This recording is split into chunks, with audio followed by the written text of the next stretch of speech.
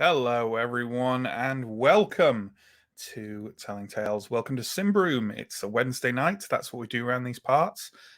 Dark fantasy actual play from Fria Ligan and Team Symbaroum. And our brains straight into your eyes and ears and probably various other more illicit senses. So,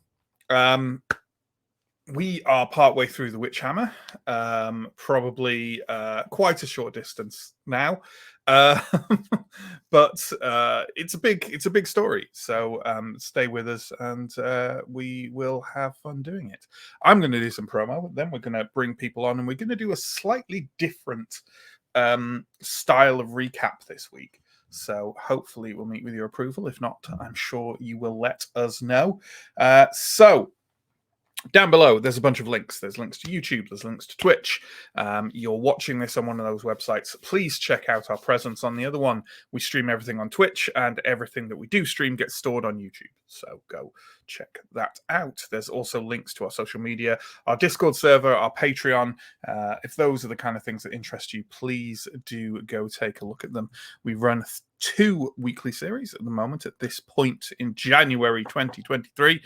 Mondays is Vason and Wednesdays is Symbaroum, the latter of which you are watching. We also run monthly one-shots. We've actually done 2 this month. We did sequels to our older Alien and One Ring one-shots, and then on February the, I want to say 19th, let me just double check. Yes, on February the 19th, which is a Sunday, we will be running a Call of Cthulhu one shot, which will be GM'd by Sam, which I think is the first time on the channel that Call of Cthulhu has had a keeper other than Johnny. So that'll be fun. That'll be fun stuff. Yeah, I think that's all of my usual promo done with.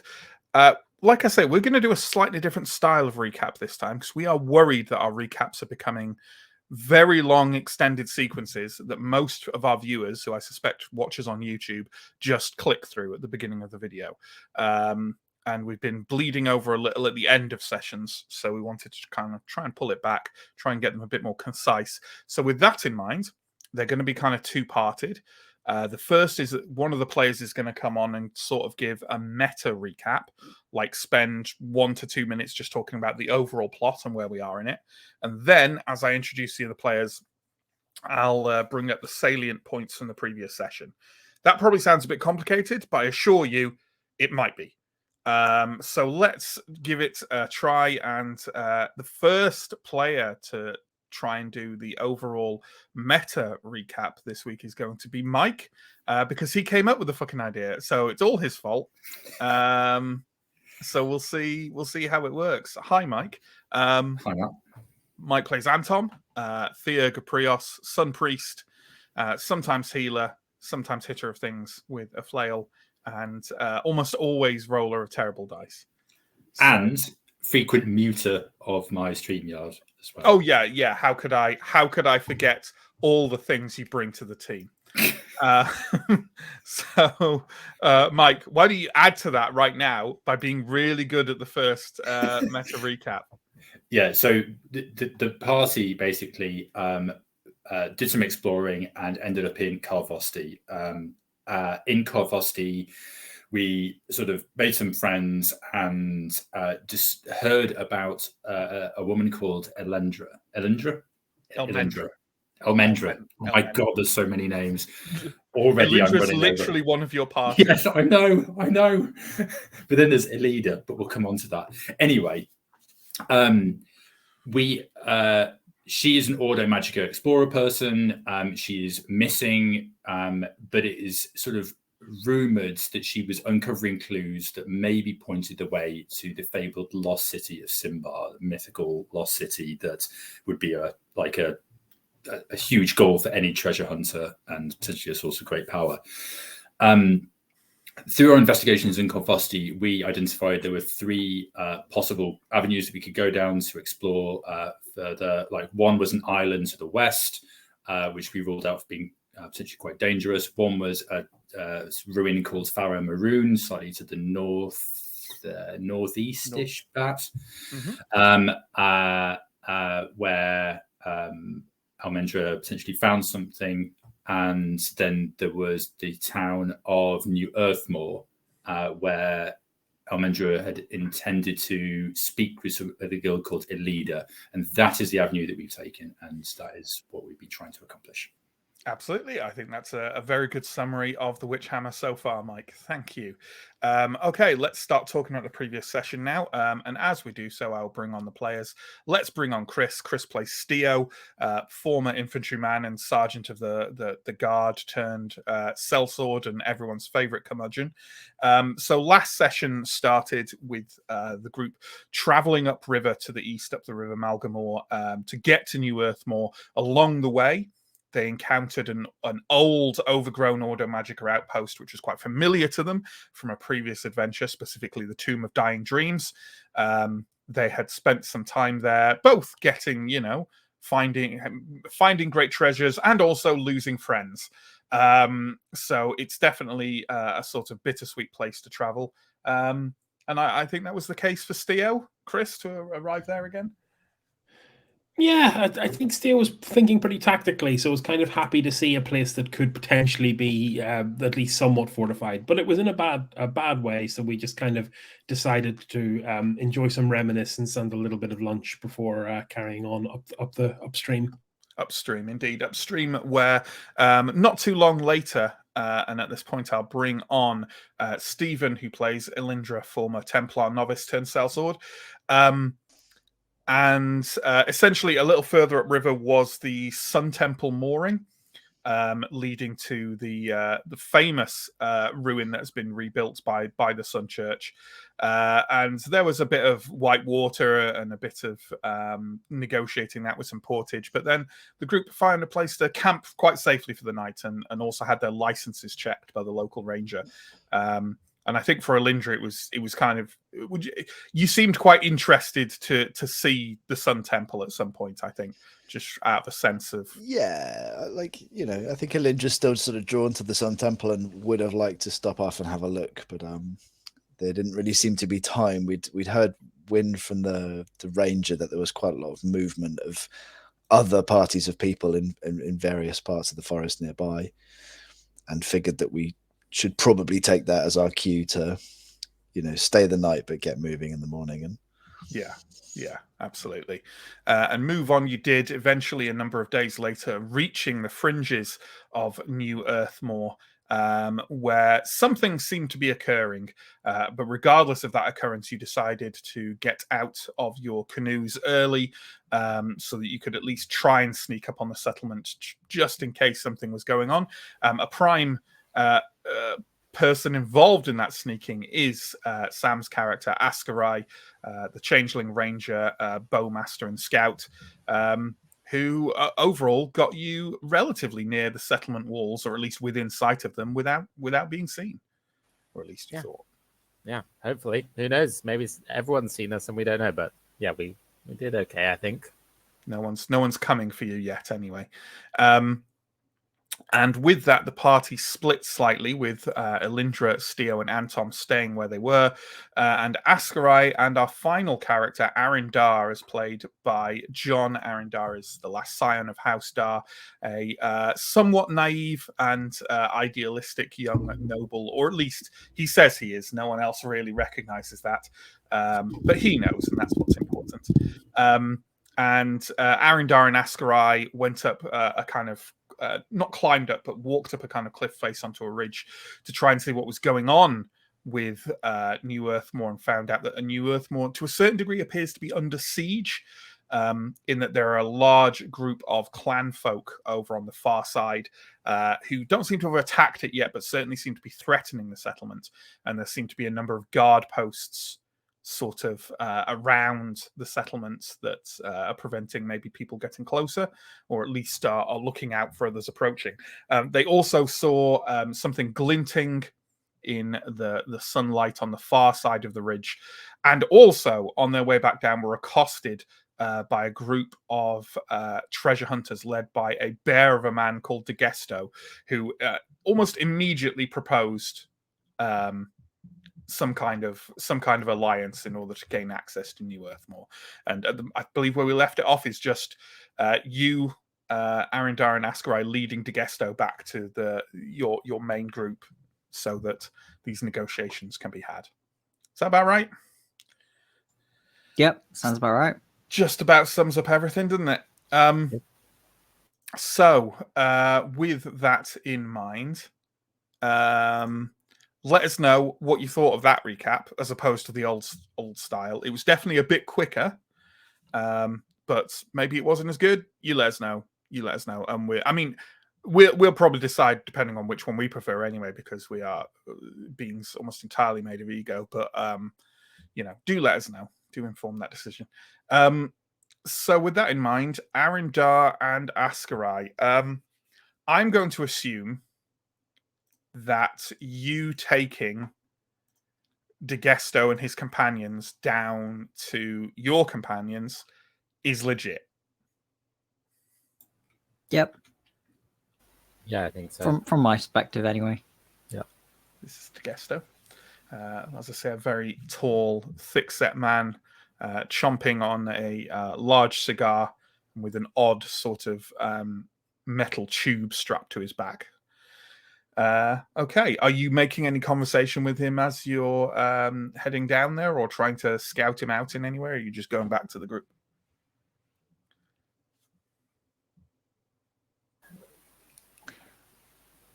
I think I will just be going back to the group, because as far as I'm concerned, if he was going to betray us or anything, then he'd have just attacked us while we were there. So he's therefore completely trustworthy. I think Askarai might be talking to Aaron, and not particularly trying to hide it, but just being like, we need to try and approach in a way where the group is not going to think we're hostages or we're bringing enemies or something like that. You know how Steo is. Do you think we should shout that we're approaching and we're perfectly safe? Shouting does not seem like a great idea. Degesto says, no, don't risk us being heard by the clan folk or the settlement, he says in a voice that may well be being heard by the clan folk or the settlement. We'll wait 20, 30 feet from your camp, and you go in and tell them about us, and then you give some kind of signal and we'll come in. Or you come to us. Let's not make this any more tense than it has to be. That sounds good to me. We do have as I'm sure you will in your group, we have some friends who are very cautious about being in the forest in general. So I think that sounds like the best way to make things go smoothly. I understand, and that's sensible. I myself, tried to make pretty damn sure I knew you were safe before I approached you. Well, you did a good job. We're, as I say, very trustworthy, safe people to know. Absolutely. All right. You're kind of not too far away from where the others are now, and Degesto and his fortune hunters, all of which they certainly look more nervous than Degesto himself does, but an appropriate amount of wariness, you'd say. They're equipped decently, not as well as you are, but fine, you guess. And they walk off into a sort of little patch of trees, and Degesto says, "You just bring them here." Okay, we'll be back in a minute. Okay. I'm happy for you to approach the general group, without any need for any complex kind of bird calls or anything.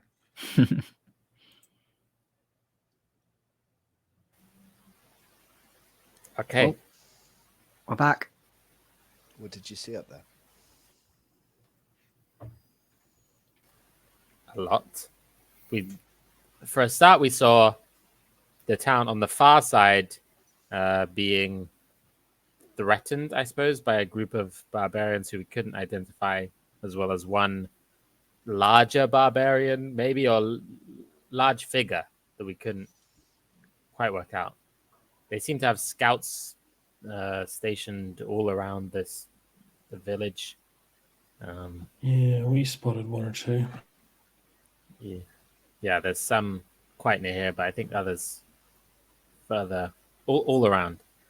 But then we also met a person up on the ridge.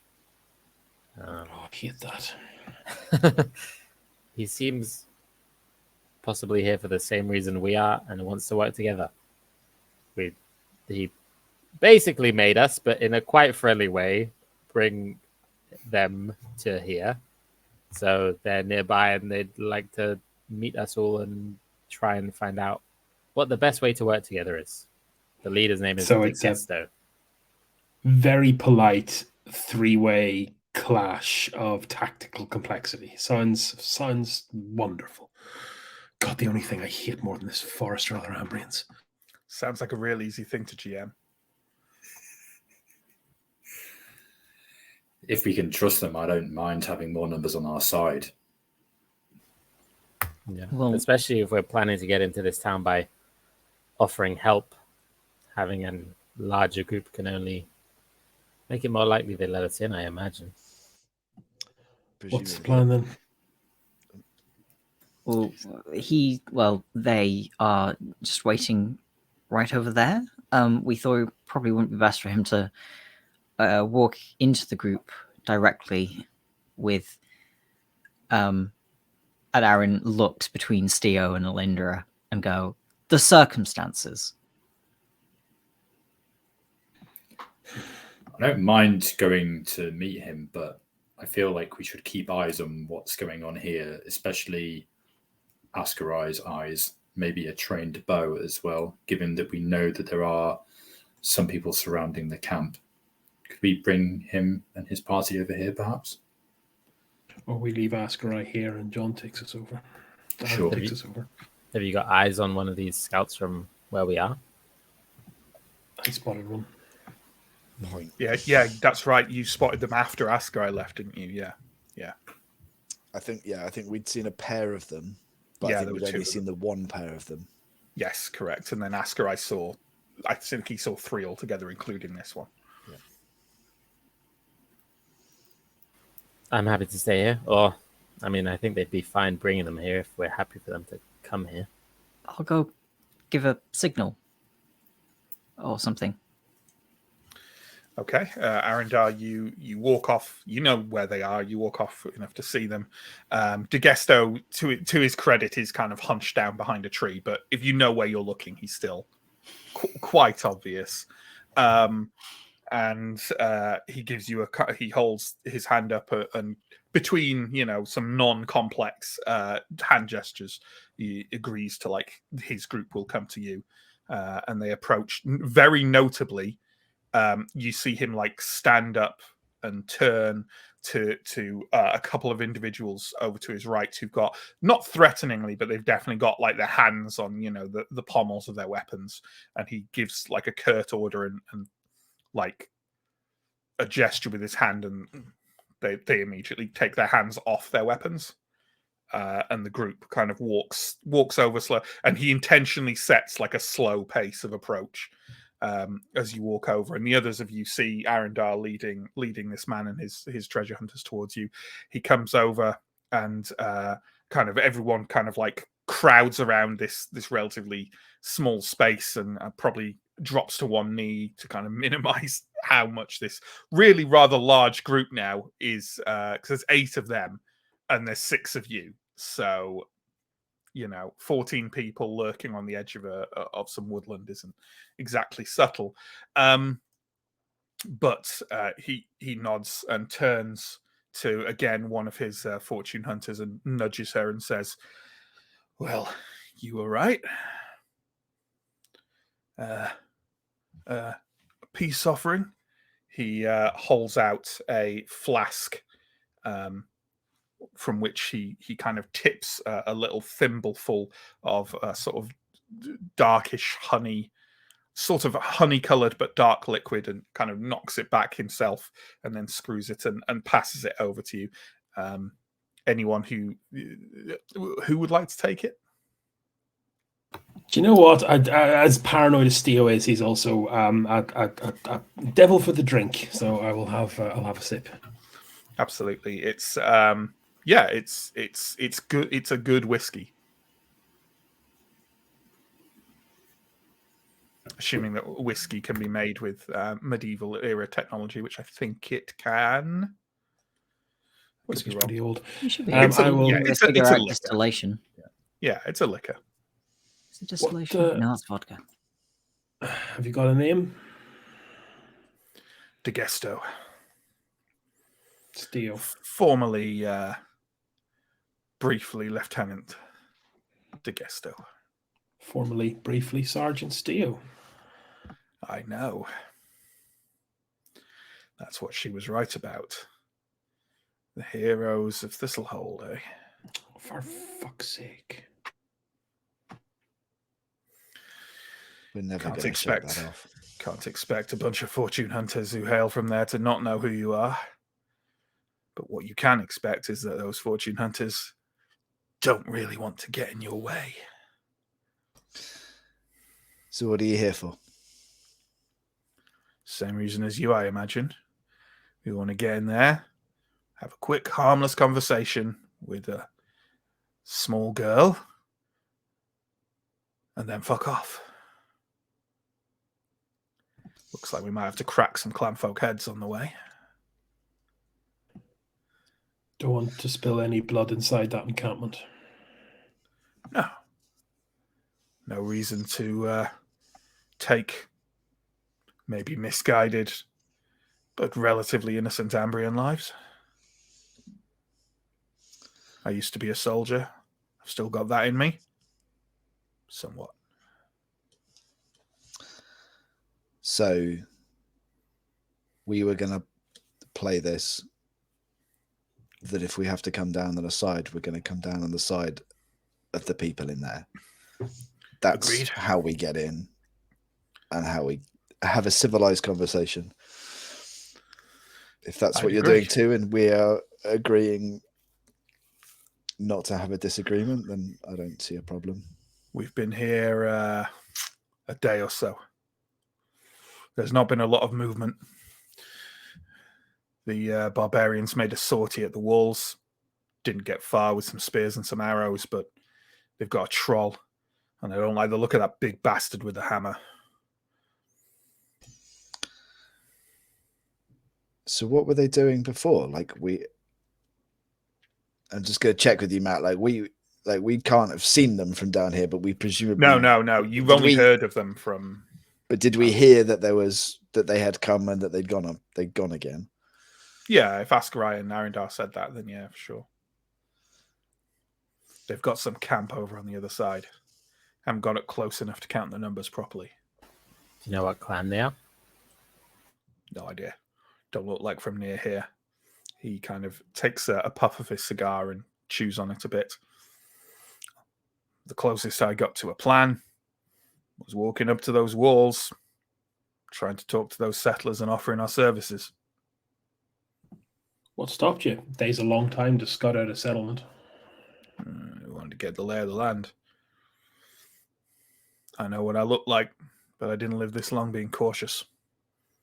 Not being cautious. Well, that plan was more or less what we were going to do. Happy Providence. Best of a bad situation, more like. We might have to take out one of these scouting parties to get to the wall safely. Mm. I think the scouting parties are worth more as information than they are as corpses. We don't yet know exactly what's going on with this invading party. If we can take one of them alive, maybe that's our ticket inside. I'm sure they. Or we just tell them where they are. Oh, I think Askarai has an idea though. If we have one of them with us, delivered to the gates of the settlement.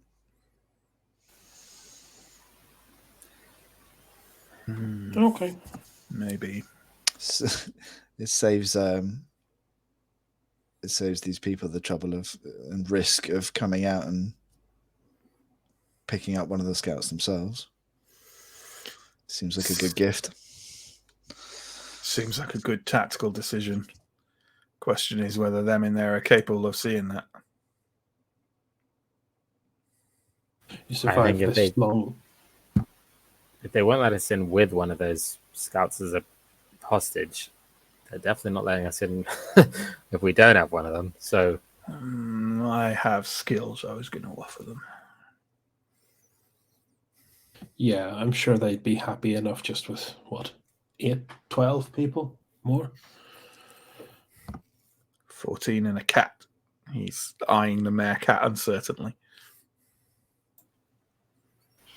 Keep it simple then. but can we safely walk past these scouts? There's, 2 of them? Are we approaching a situation where we make it as fast as we can to those walls, and on the way we down those scouts? I still think we I'll leave take the one of them scouts. alive if you want. I'm just saying we can leave both of them alive and just tell them where they are. That way we're not interfering with whatever their plans are. We don't want to presume. Scouts will see us and maybe alert the other clansmen about what's going on. I feel like a headlong charge to get to the walls as quickly as possible also is more likely to alarm the settlement than not. Just walk it. So a few of us go over, take care of them, take them alive if we can, and then call the others. Sounds good to me. All right. In the spirit of our new agreement, how about 2 of my men, 2 of you?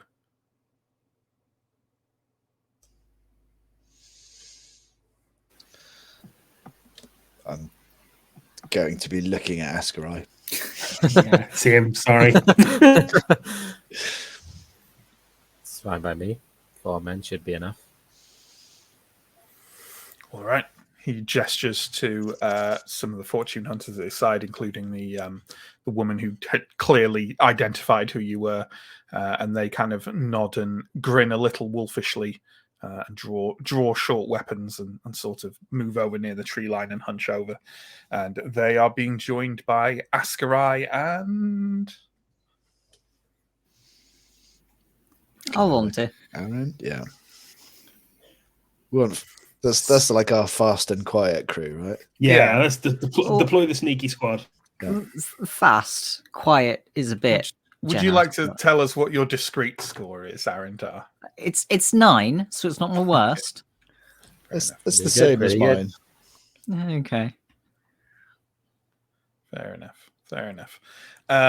Okay, so I'm assuming that the others of you are just going to watch as this happens, because I can't imagine how you'd be able to join in. So with that in mind, shall we cut to Ascarai and Arendar? The 2 treasure hunters are more than happy to take your lead on this. As far as you are aware, the 2 clansfolk scouts have not seen you, or made no effort made no sign of seeing you, and in fact, from where you are, look to be fairly firmly fixated on the walls and the gate of the settlement. So, yeah. Okay. Astro would discuss this with Aaron, but I think the plan will be get as close as we feel we can without alerting them, and then Astro will probably want to shoot one, and then everyone run in. Is what Astro would suggest. Fair enough. Well, yeah, if one of them runs, then Farron might be able to chase them down. I don't know whether he'd take them down or take them down and claw them to pieces, but he might at least down them. I think let's worry about making them not a threat. If we manage to get one of them alive, good. If we don't, then never mind. Okay. Well, it sounds to me as though we've got a discreet roll appearing over the horizon here. So let's have a couple of things. I'm assuming that Ascarai is leading the way as the sneakiest person. So let's have a roll from you, Ascarai, just from Ascarai here, to see whether you get to a reasonable distance from them without them noticing. And then I'd like a roll from both of you to see if you get closer. So how about that? So Ascarai, let's have one from you. Their vigilant is 10, so it's flat. Okay, flat vigilant. I need a 13. I rolled a 7, so I make it. There we go. You cross the open ground between the edge of the kind of the swampy trees and the palisade of New Earthmore, and you get about halfway to where the scout pit has been dug, where the two clansfolk are. They don't move a muscle. They're facing towards that palisade and seem fairly fixated on it.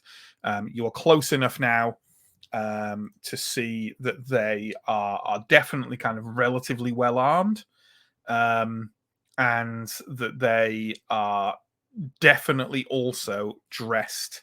Well, you know what, actually? Remind me again, Ascarai, of where what clan you were born in. Gadinja. I don't know. Gadinja. Yeah, let me... Quite northern. They are quite northern. Okay, I'd say you've got a chance, but not a glowing chance. So how about you give me a cunning roll at a -5? Okay. I need a 5 or less. I rolled a 1. Oh, ho, ho. Well, there we go. So you would stake your reputation as a scout and a guide that these individuals are from the clan known as Gauya, who are the northernmost forest clan within Davakar. They're fairly hostile to mostly everyone, or at least their relations with other clans can be quite prickly. The only thing, and I'll give you two other bits of information about them that you know. One is that they are very strongly linked. They worship a spider god, and they are known to literally use throwing spiders as weapons. Okay. I have some brief notes of like what Ascarai might know about sometimes. And about this one, I've written down specifically: rare to see in the south. Like this, very rare. Yes, Ascarai would think it's weird that they're here. It's extraordinarily weird. Yes. Okay. Also, they are rumored not to have it. The other rumor you've heard is they are rumored not to have a chieftain, but instead to follow the bidding of a monster from Deep Davakar. Okay. I think I'm not going to relay all this information, but I might say the absolutely horrible to hear phrase, "Look out for spiders," to the group that we're heading in with. But I'll say one of the treasure hunters goes, "Spiders." I look at the floor where I'm stepping. Just be aware, and then I guess we'll continue trying to sneak up on them. Sure. Okay, I would like a discreet roll from Ascarai and Arendar, please.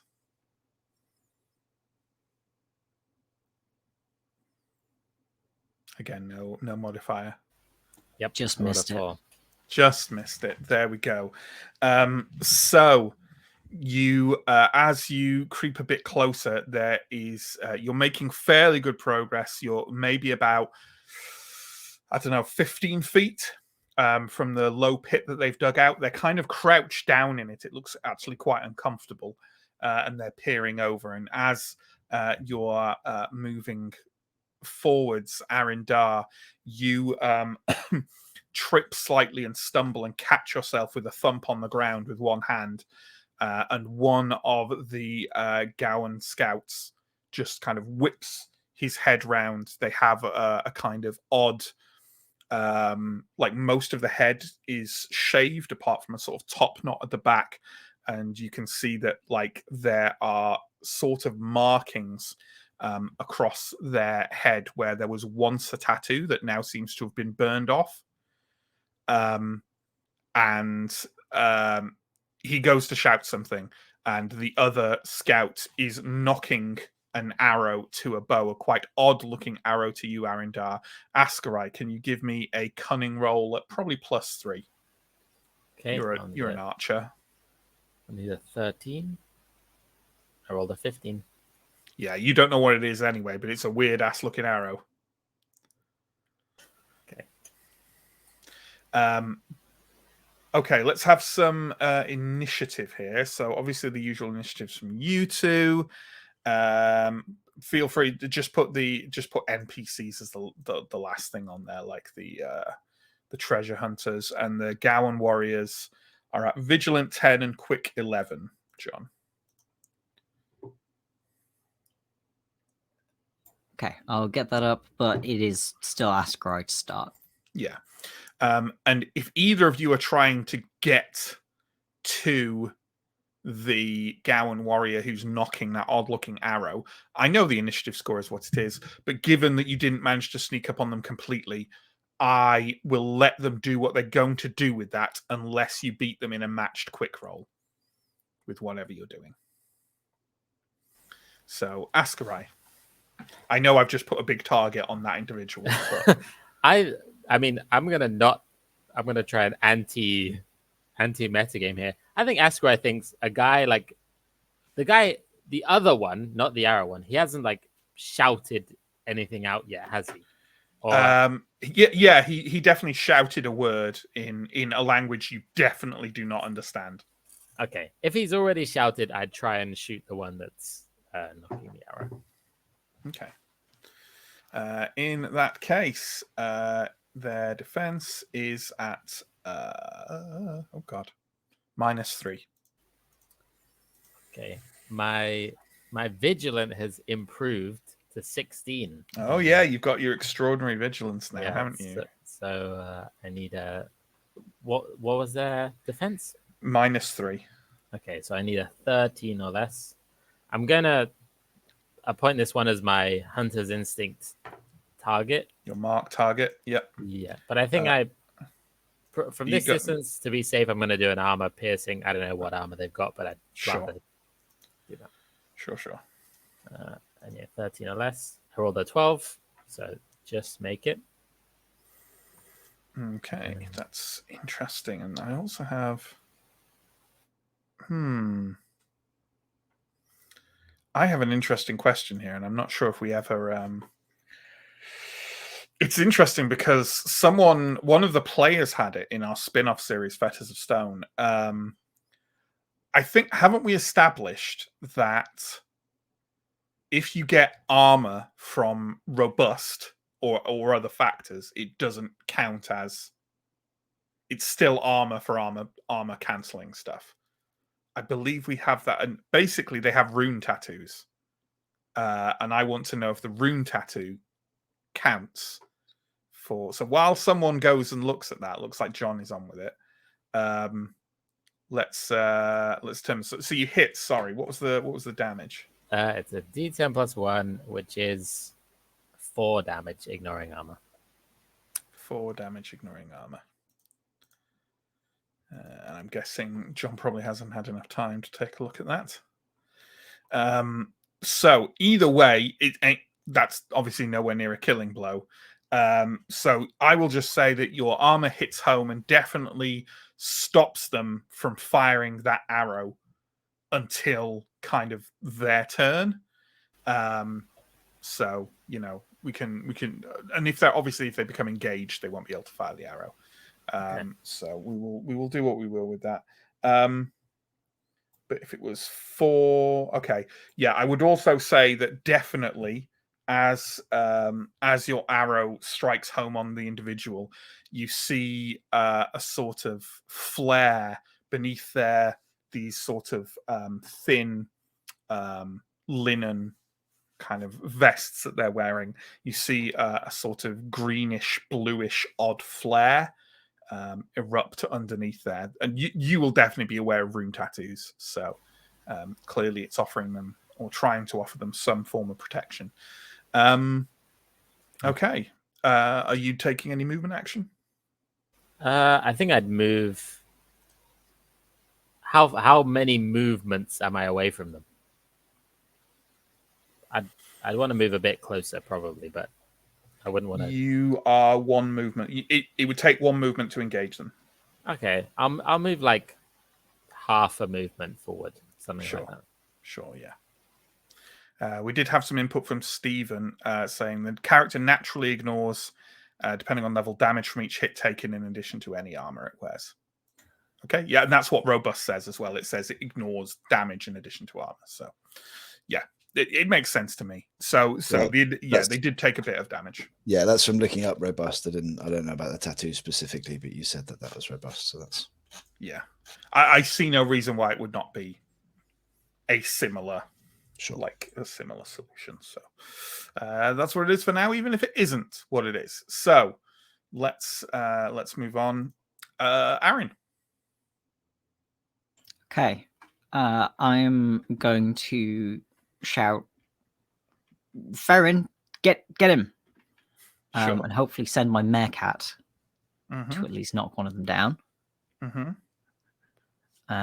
Just a quick roll. Is there any modifier on that? Sorry. On chasing them down. Chasing what? Oh no, because they're not running. Never mind. Yeah, I'm not sure what you're trying to achieve here. I'm asking what Aaron is doing. Yeah. For some reason, I had it in my head that I need to do a quick roll to catch up to them. You need to do a quick... If you want to engage the archer... Yep. You will need... That's it. Actually, no, I've already said he'll do it on his turn, if not. Basically, he's going to fire whatever that is on his turn unless you engage him. Right. So I'm sending Ferrin to charge, and then does he need to do a quick roll to try and take down the archer? So I'm so confused by what is Arendar doing? Yeah, okay. I thought it was, yeah. Like, remember that Ferrin is not a complete... You haven't bought him as a boon yet, right? That's true.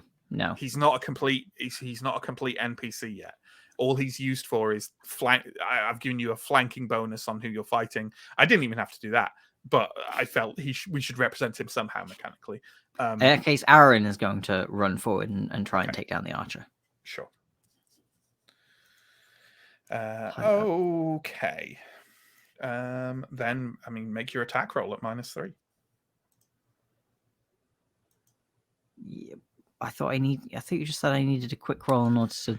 No. I'm sorry. Things have changed since then from the beginning of the combat. Okay, then never mind. Please just attack him. Okay. I'm begging you. Then that's a hit. Okay, and damage roll. That is my 12. 7. Okay, and you don't have any armor penetration or anything, do you? No. Okay. So yeah, you dash forwards to this shallow scout pit that's been dug out, and it's kind of odd because it's only kind of like a step down from where you are. So you kind of like barrel into it and find yourself in this relatively small space with this individual who's desperately trying to kind of toss the bow and arrow to one side and draw out an axe. And as he does so, you manage to get in, kind of like you whip the end of your fighting saber across across his torso, and again there's that odd greenish bluish flare, because I don't think it's per round, is it? Nope, it's just per hit. And yeah, but you are now engaged with him and he isn't firing that bow, so okay, it's their turn. And I think we'll deal with the scout facing you first, because why not? And they are going to... They're going to use a special ability they have because they have Axe Artist. So can you roll your Resolute at a -5, please, John?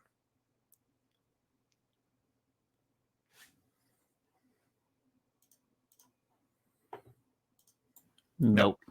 How much is your armor? Armor is 1d8 plus 1. 1d8 plus 1. Well, yeah, sorry, roll it. I don't know why I asked what your armor was instead of asking you to roll it. But it's okay. I've only been running this about 2 years. 4. Okay. Yeah, basically, as the Gowan warrior drew his axe, he sort of brought it out with a sort of forward thrust of his hand and sort of thumped it against your sternum to kind of drive you back. But it effectively didn't really work on you because your armor took the weight of the blow. But now he is aiming at actually, does it have to succeed? Yeah, because he passed the test, he just didn't do damage. And now he's going to do a full attack on you. So can you roll your defense, please, at a -5? I do get a bit tired of every single enemy stat block having their attack thing at 15. Which seems kind of odd to me. That is a fail and 7 armor. A fail and 7 armor. Okay. Well, that's exactly what you need, so that's fine. Yeah, the axe. What kind of armor have you got? Like laminate armor? Yeah. Yeah. The axe crunches into one of the laminate plates across your shoulder where the Gowan warrior kind of slammed and then immediately battered towards you with the axe, but it finds no purchase past your laminated plate, so you're okay. As for Askarai, I think the other Gowan warrior is going to throw a fucking spider at him. Rude. Can you roll defense at a -5, please? Okay. I need an 11 or less thanks to my 16 vigilant now. Mm-hmm. I rolled a 17. Fuck, I'm getting hit by a spider. Can you roll armor, please? Okay, this is 2d4. Rolled 5. Yeah, the Gowan warrior who you saw yell sort of reaches into a pocket at the side of his vest and lifts up something and kind of cradles it in his hand quite gingerly, and just like with an underhand toss, lobs it towards you. You have a brief impression of something quite hairy and spindly sort of skittering across the front of your do you have mail or something like that? I have woven silk, but also my Woven silk cloak. Yeah, it skitters along kind of your chest as you reel back and then drops to the ground, and clearly having had enough of the situation kind of like speeds across the swampy ground back off towards the woodland. So yeah, no spider bite for you. Thank goodness. And I am sad about that. So just so we know. Yeah. As for the NPCs, those 2 fortune hunters are going to barrel into that sort of scout pit and just really start going to town on that spider throwing scout, and just kind of engaged with him and fighting him in a very aggressive fashion, and seemingly gaining the upper hand. There are, after all, 2 of them and 1 of him. Askarai, we'll go back round to you, but I feel like this combat is not too long for this world. Yeah, I think seeing all this happening, Askarai is probably... Askarai would shoot the one that Aaron is trying to fight, I think. Sure. That's an attack at a -3, please. Are you armor piercing again? Are you going for a double shot? I'll go armor piercing, I think. Okay. So I need I rolled a 12 again, so it hits, and the damage is 11. Ooh. Well, whether they use the rune tattoo or not, that's perfect. Askarai, you are sort of trying to gain some space from this guy, because I think it's safe to say your fighting method, it helps to have a little bit of space around you. So your acrobatics and your sort of dueling skills can come into play. And as you gather yourself to strike out at him, again, sorry, I should have said Arian rather than Askarai. As you go to strike for him again with your blade, an arrow appears in his throat, and he looks, if anything, disappointed at the chance not to sink his axe into you, and then tumbles down to the ground with a rather disturbing coughing noise to lie next to his companion, who essentially one of the other fortune hunters essentially grabbed him in a bear hug, while the other one just got a really quite unpleasant looking hooked knife and just jabbed it into him over and over again. They not only are they going to be no use as hostages, they are definitely not going to be in Symbaroum 3.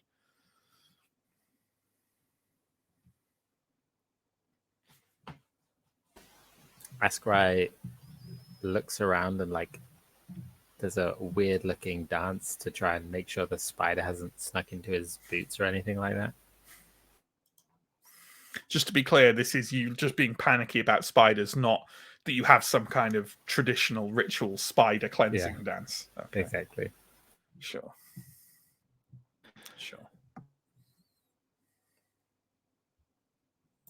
He was one day from spider retirement.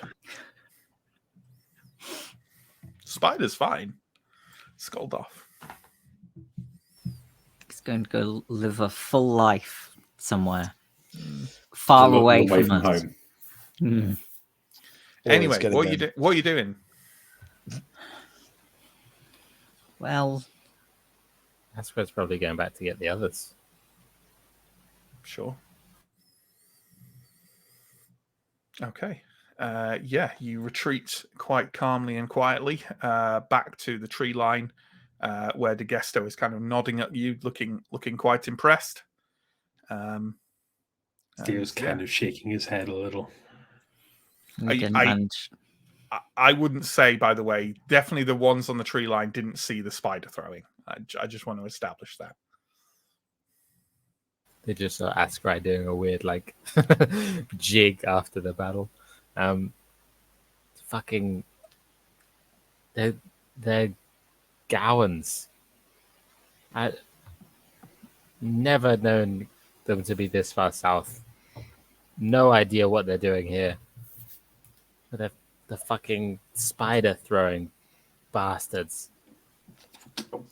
De Gesto leans forward with quite an intense look on his face and says, "Yeah, what are Gowans?" This is south. This is for Gowans. This is like as south as it gets. This is like if you were.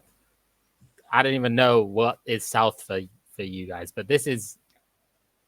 Imagine the furthest south you've ever been. I've never seen a Gowan this far south in my entire life, and there's a whole war band of them down here.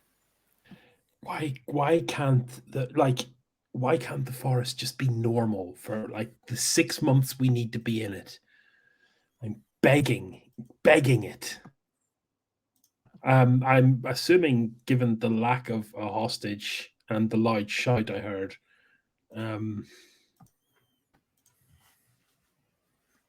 spider throwing is just your nickname for that clan, right? No, they throw spiders, big spiders. They'll bite you, and I'm pretty sure they worship the spider god that is. Well, Elindra, you don't know this, and Aaron neither. But I feel like they worship some kind of spider, and I'm pretty sure it's the mother of whatever spider we met. Zanatha, or is the mother of Zanatha? Prius tits.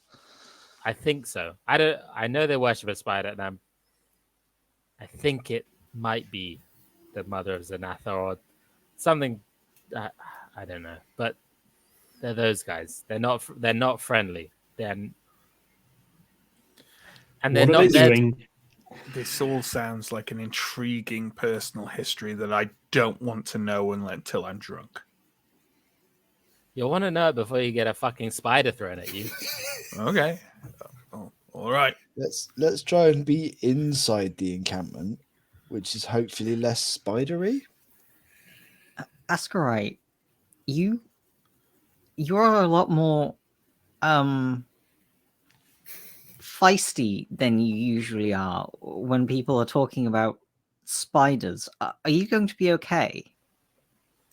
And I've never heard you use that kind of language before. I'm sorry, I'm a bit shaken up, but it's not every day you meet a gown, and it's even less days you get a spider thrown at you. But I'll be all right. I'm not happy to see a bunch of gowns this far south. Well, one of DeGesto's fortune hunters, like, let's see who might. I'm just going to roll randomly on who hears this, because whoever's nearest to them, which is Arindar. You see them kind of lean over to a companion and say something along the lines of, "Must be a fine scout to be scared of creepy crawlies." And DeGesto just turns and with casual and sort of seems to expend very little energy just backhanding the individual across the side of the head, right across the ear, and they tumble to the ground and kind of curse and go, "Oh, God, sorry, all right." Manners. Right. Well, part 1 of the plan, resounding success. Part 2 of the plan, can we be more successor? Partial success, but sure. Okay. So we're proceeding further towards the settlement walls with the idea that we will be noticed by the inhabitants and hopefully not noticed by other Gowan scouts. Is that the idea? Yes. Okay. Sounds about right. Okay. Maximum diplomacy, minimum spiders. Sure. So, okay. I just want. I'm not going to make everyone do a discreet roll, but I'm assuming Askarai is leading again. And I would like another discreet roll from Askarai. okay. I'll need a 13 or less. I rolled a 6. All Okay. good. Following Askarai's lead, you make your way quite carefully across the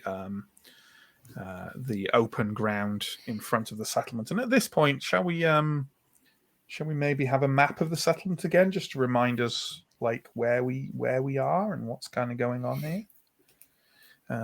Let's bring that up. There we go. We can have the banner off as well. Thank you, John. So this is New Earthmore. This is like the western gate of it. This is where that scout dugout was, and you are now around here. You can see some individuals on the walls. Despite the discreet roll, they will definitely have seen you.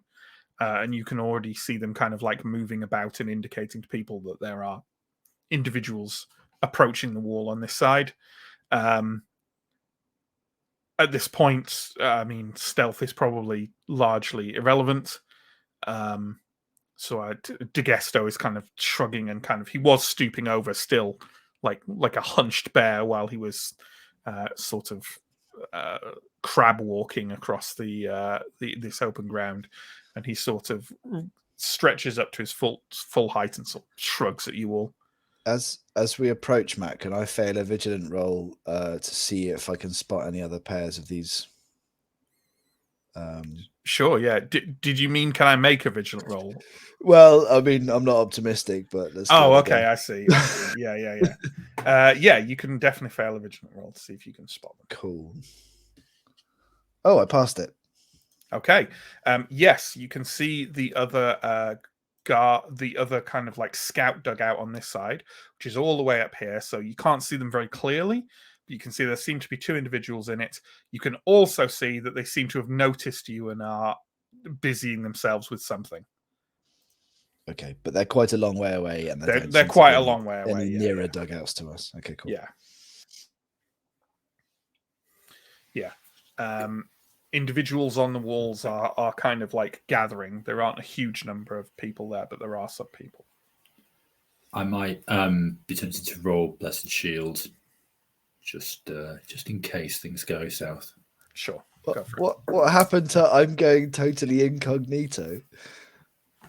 I'm definitely not going to show myself off as a priest. I don't think that like has a visible effect. I think we've agreed it has that kind of like a glitter, like not glittering, but glimmering effect around you, right? I thought that was the holy aura. Is that the holy aura? The holy aura. Maybe I'm misremembering. No, I think we said that the holy aura just like feels like warmth and. Okay, I won't do that. I always imagined it had a cool glow, but like what's in my brain is not necessarily the same as what's in yours. Don't we always refer to it as like being like sundog or something? Yeah. Sundog is like the word you forget every time you mention every time. I keep wanting to say Dog Star, that's why, which is something different and also Keanu Reeves band. Which would be an amazing thing to manifest, but presumably not really old band. in keeping with the setting. And as a surprise, here he is. This is why he's been sad all this time, because he hasn't been on Telling Tales yet. So the individuals on the walls are kind of looking at you. I assume we're approaching the door. Yeah. Oh, you going up to the gate? I'll be looking at Aaron, frankly, and assuming that at some point someone's going to do a big sort of friendly wave. And I was literally just about to say I raise my arm and do a friendly wave. Fair enough. You see that there are a number of perhaps the individuals on the walls. Let me kind of describe them. They do not look like affluent folk. This looks like a particularly difficult place in which to make a life, and their clothing and their demeanor reflects this. They wear extraordinarily simple homespun clothing, and they are carrying weapons, but they're very clearly primarily weapons used for hunting and not for war. As you raise your hand, you see that from among them, a woman steps forward, a somewhat harsh and severe-looking woman who seems to be kind of very much expecting the worst from this conversation. She calls out in a slightly odd accented Ambrian voice. "Who are you? What do you want here?" My name is Aaron Dar. My companions and I would like to offer you aid. Aid with what?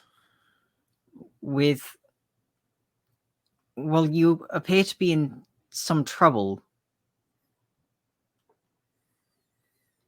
You are not here from the temple. No.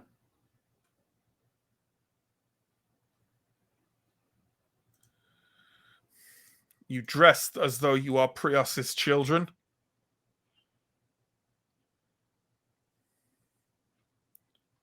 With flourish and richness. Oh, well, we do come from the south, but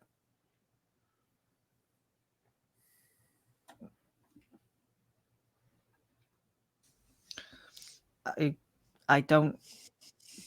Just how I dress. You want something. What do you want? You do not come all this way to face a foe you know nothing of? We would like to speak to a girl who may have spoken to a friend of a friend who may be in some trouble. You see the woman look over at a man stood near her, quite a slightly frail and sickly looking man who's kind of watching the conversation very intently. You speak of my daughter. If I have that honor, then I suppose so. What do you want to ask her? She's had trouble enough. She wandered from the flock, but she is home now under the Earth Mother's gaze. May we not speak about this inside the walls? If you would like to refuse his entry, then we could turn around and leave, but there are, well, spiders out here. DeGesto, who's sort of standing near flush with you, leans in and says, I'm not exactly a wordsmith, but I have an offer for them if I could add it to the pile. Go ahead. Greetings, good lady of New Earthmore. May I know your name? The woman nods and says, "You may call me Kerala." Well, Kerala, my name is DeGesto. I am formerly an engineer in Queen Corinthia's army. I have some knowledge of siege works and, more importantly, defenses. And if you let us in, all of us, and we can have just a quiet, simple talk with your daughter, I will build for you a ballista. That should help you against these ruffians, and in the future as well. I will even take a day or two to teach whoever is here how to construct another.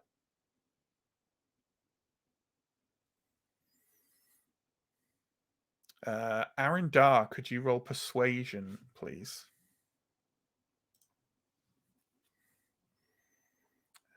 And you can also make another roll for DeGesto when you have who's not good at it. What is his persuasive is 5, so okay. He does not make it.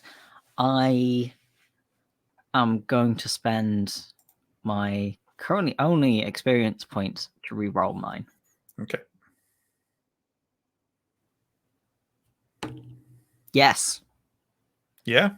Yeah. Target of 11, and I rolled a 7.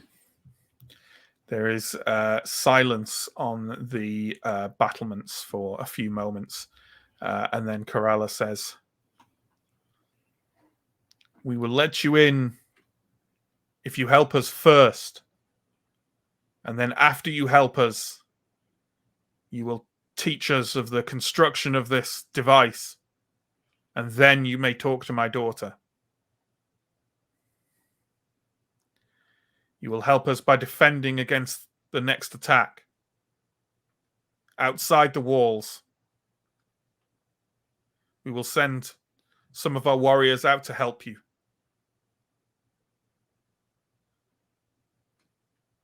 I look to the group, seemingly get a large amount of nods. DeGesto shrugs. Yeah. Say, we agree to these terms. We do. Okay. John, I would say you said you look around to see if people agree, and then you didn't see if people agree. Oh, I saw people nodding, but I look around to see if people agree. Okay, well, everyone but Alindra agrees. So yeah, you see Alindra desperately trying to come up with some alternative plan and failing. What anyone can do, if anyone feels they are watching the walls quite carefully, which may or may not be everyone, could they make a vigilant roll, please? I'm not going to roll for that, Matt, because for what it's worth, I'm still keeping one eye on the spies. Makes sense. I just made it. Okay. Anyone who makes that roll sees the man that Kerala shared a glance with gesturing at you as a group. Quite subtly, it seems like people on either side of him and Kerala herself have not seen. But it is a gesture you would interpret as pointing. He seems to be pointing to a location for you, which is the tree line behind you where the rise to the cliff face starts. And he seems to be kind of gesturing in that direction. And then as soon as he sees that some of you have kind of seen it, he stops. The others with him do not seem to have picked up on it. He wants us by the tree line to... Oh, I didn't see that.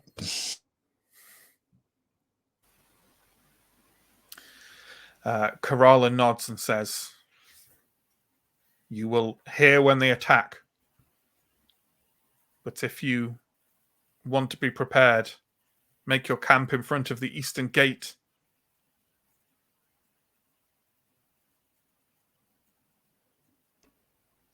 Hang on. The eastern gate, which is the other side of the city from where we are now, right? Correct. That is where the enemy camp is. Okay. And where they seem to be attacking from. I know that I didn't see it in character, but is that where the guy gestured to as well? Because it sounded like Nope, he was gesturing he gestured behind to you. the west. Okay, yeah. What was he just like pointing to the tree line? He seemed to be trying to communicate something to you. Okay. About that location. I can't say more than that because Yeah. he's not using complex sign language. Yeah. But gesturing towards the tree line behind us is To a specific point on it. okay. Where the Astra will ride- be You've looking been around there. around. There didn't seem to be anything there. Astra will be looking around to see if who else noticed this, if anybody. And quietly, because I mean, Astra's assuming if he's out here, we're quite a way away from them. We can talk quietly about it and not be heard by the people on the wall. Oh, yeah, for sure. Absolutely.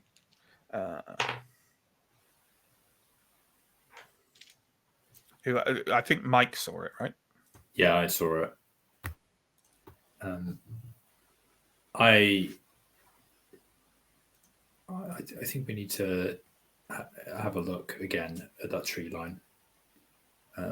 Maybe we can make it. I'll just be saying this quite under my breath, but like I think we need to make an excuse to regroup and discuss our plan before we go around to the east, and that gives us an opportunity to go to the tree line first. Yeah, I agree. We can just go. We can say we're collecting our provisions, our items. Sure.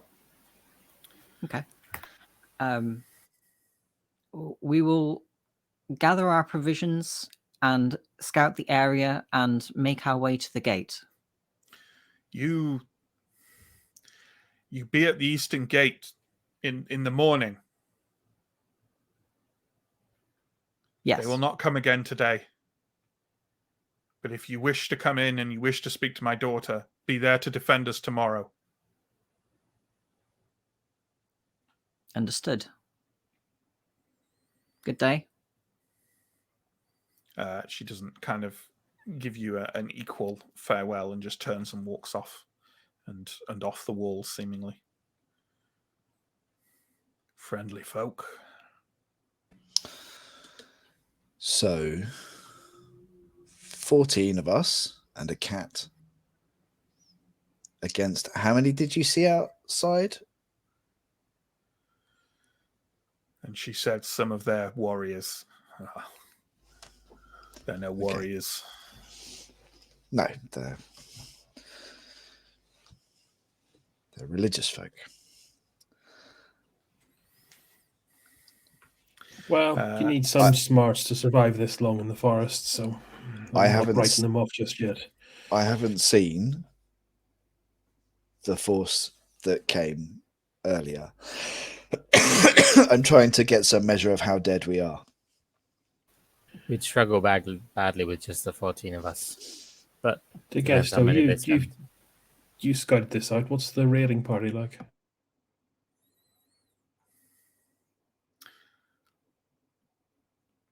Oh, sorry. I thought you were talking to Askarai. Yeah, you know what? Let's see how well that went down. Not terribly well. DeGesto sort of shrugs and says, didn't get a good read on exact numbers. I'd say more than 20. That's less than an army. Well, we have until the morning. Perhaps we could scout their camp. Maybe they'd disrupt them. Speaking of scouts, Elindra, you paying attention to that dugout to the north pays off because you see you see and hear an arrow shoot into the sky. Mainly hear it because it's letting out a loud, piercing, whistling noise as it you can see it kind of wobbling oddly as it shoots into the sky and reaches a peak and then drops down. Okay. I will shout, move, and then dive in a direction to be not where I was standing. Sure. I assume there's no way of seeing easily where it comes down until it does, right? But it's in. I mean, it's not coming down anywhere near you. Oh, okay. Then I won't. No, do it's that. just literally going up into the air. Oh, okay, like a signal. Yeah. Okay. In which case, I will nudge people and point to it. They're sending up signals. They know we're here. Mm-hmm. That tree line is sounding like a good place to be. Pretty exposed out here. Matt, was it Come on, let's the father who gestured to the tree line? Or Yeah, I think it was. Yeah. I don't know. He was. We I don't know don't if know he's if the father. He's just I've an mentioned old a man that father. was near. He wasn't old either. He was just. I said he looked a bit frail and sickly. didn't one of them say that we were looking for his daughter? Am I making that up? The That was woman the said woman. that The you were woman. looking for her daughter. It was okay. okay. It was the man who gestured. The to man the tree didn't line, say anything. but he gestured to the tree line. Mm-hmm. Okay. I will try and mention it to our group without the Guestos group hearing it that happened, because I don't think we fully explained that yet. Maybe. But I think we'd all agreed that we were heading back to the tree line, so I think that's Steve's going to start moving off. Yeah, sure. Especially given the signal. The Gesto is also taking his hunters that way. Let's go west of the tree line. Follow it around to the other side of the settlement. Did you get a chance to see if the will we get back to ground level on the other side, or is it cliffs all the way around? Let me just double check the map, but I think you did see that you can indeed. I mean, there is what looks like a powerful river and waterfall halfway along that, so you'd have to traverse that. But then, yes, it does eventually kind of descend to the ground on the other side, you believe.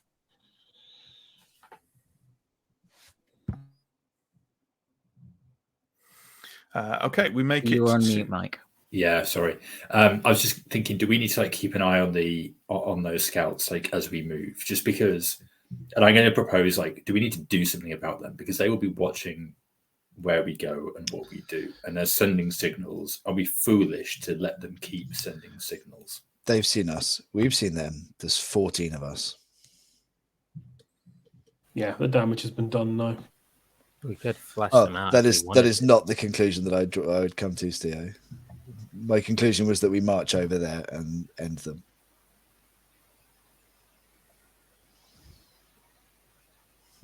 Nobody seems convinced. I agree with that, but I think we Gesto- also want to check out the tree line. The Gesto shrugs and says, by the same logic, there are 14 of us and 2 of them. They will not stay there to die. And then they will come back when we leave. Good point. They're scouts, they've done their job. Let's go and see what they have prepared for The us. Gesto gives them a little wave. This tree line then. Fair. They've done half their job. Okay, you make it back to the tree line to more or less where you were. So what is the plan? Some people have said, let's go check out where the man indicated. Other people have said, let's just go right round to the other side and scout out the enemy camp. I was kind of suggesting that we go around as a pretense for that would be a route that would involve being at the place where he indicated, if that makes sense. Yeah. If he was trying to tell us to stay in that edge of the tree line all night because a thing was going to happen at some point in the future, I don't get the sense that he communicated that. I mean, he didn't communicate anything. No, exactly other right. than So that place. So we can go where Anton Manaskarai says that he indicated, but I don't. I think maybe we should have just a look around here and then start making our way around. I don't know if he was trying to suggest that there's something already here, or if he was trying to suggest that we use the tree line as a means to move around the village. But if we spend half an hour between 14 and us, we should be able to find anything that may be here, and then we move on. Okay. Okay, it's probably sort of late afternoonish now. So it is sort of starting to get darkish as you approach that area of the tree line. And anyone who wants to have a look around the area he indicated, feel free to roll vigilant.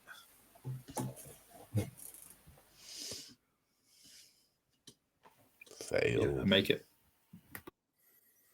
Okay, anyone who has made that vigilant roll successfully is 100% certain there is nothing here. Okay.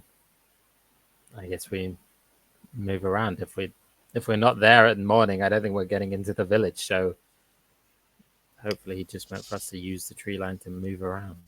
I would say to get to the other side of the village would take you maybe 20 minutes. You don't have to spend the entire night crossing around the... I think it's foolish to camp outside their gates. I'd be happier. And remind me, I'm about to say this in 5 or 10 years if I live that long. I'd be happier in the forest. Camp here, rise pre-dawn, march over to the east gate. Yeah. Okay. That means we don't inform the these northerners of our plan before we actually execute it. Counter argument. If we did go to the east gate now, would that not give us time, assuming that we had the materials and the expertise, to build some kind of fortifications for ourselves? To guess though, like, I don't know if you can build a ballista overnight, but we could perhaps put together some kind of palisade or something, a wall. We could put something together overnight. I doubt it would be any good. I in doubt the it dark. would be. Where do you want to get the supplies? Yeah, well, that is a plan that rather involves taking to Dabakar with an axe, which is not a good plan. I'm guessing there's not like just a bunch of dead wood lying around, right? If there is, it's no good to use. Yeah. Also, whatever we build over there will be in full sight of even more of their scouts, so pit traps are no use. Yeah. We was thinking more try just... something. I should probably at least have a look at the battleground, shouldn't we? We could scout it out and then make a decision on whether we want to camp there or come back here.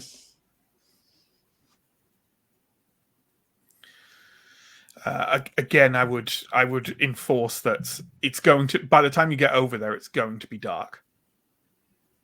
Okay, it's getting late in the day. Do we want to sleep on that side of the wall? Do it if you want. Like, DeGesto has the same opinion as me, and then it's like, you could try it. I think we'd rather sleep here with this cover and then move around there just before dawn rather than sleep in the open just outside the walls on the side with the warband. I was trying to Forming find up. I was trying to find ways to avoid us not finding ourselves completely exposed in the morning, but it seems there's no practical way to do that. Well, So- counterpoint, maybe completely exposed, but also kind of will be coming in on the flank. I don't know, like marching into dawn and forming up before the battle lines are drawn is very traditional. I kind of like it. And I, for one, like to get a night's sleep before a good fight. Fine. So we camp here. Yeah? I'll follow your lead. You're the heroes of Thistlehold. God, please do not. That'll be the Heroes of New Earthmore by tomorrow afternoon. You've doomed us now, Ascarai. Something tells me that won't be quite as well known a moniker. Ascarai, tell me about those scouts. Like, they're not where they should be. Was there anything else off about them? Well, nothing off. I don't know Gowans that well, but I mean, there may be clans to the north of the Gowans, but I don't really know if there are or not. They're the furthest north people I know of that live in Davokar, and they're here. They had what I think must be rune tattoos that provide them some kind of protection, but that's not too unusual among clan warriors. But So it's been it's been a month or two, but we keep finding clansfolk doing unusual things. You sure you didn't see anything else unusual about them? What Chris the player is trying to get out of you is that Askarai will tell him that they had burnt off tattoos. okay, Askarai will say, I mean, they had burnt tattoos, maybe, but I mean, they were Gowans. Unmistakably, yes. no one else throws fucking spiders at you. I'll tell you that. And now two groups of clansfolk have been repatriating themselves by burning off their tattoos. What is going on?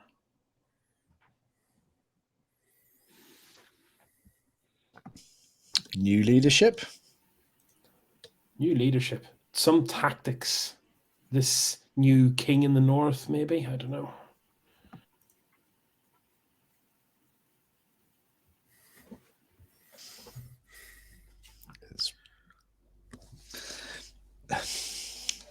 It's a mystery that I'm unable to solve in this swamp tonight. If any of them show up flesh crafted, I'm just going to go ahead and, I don't know, take a thaler off all of you for being right about whatever it is I'm thinking about. You could try. So are we setting up camp? You know, roughly the area where you already are. Is that the idea? Yeah, I think so. Okay.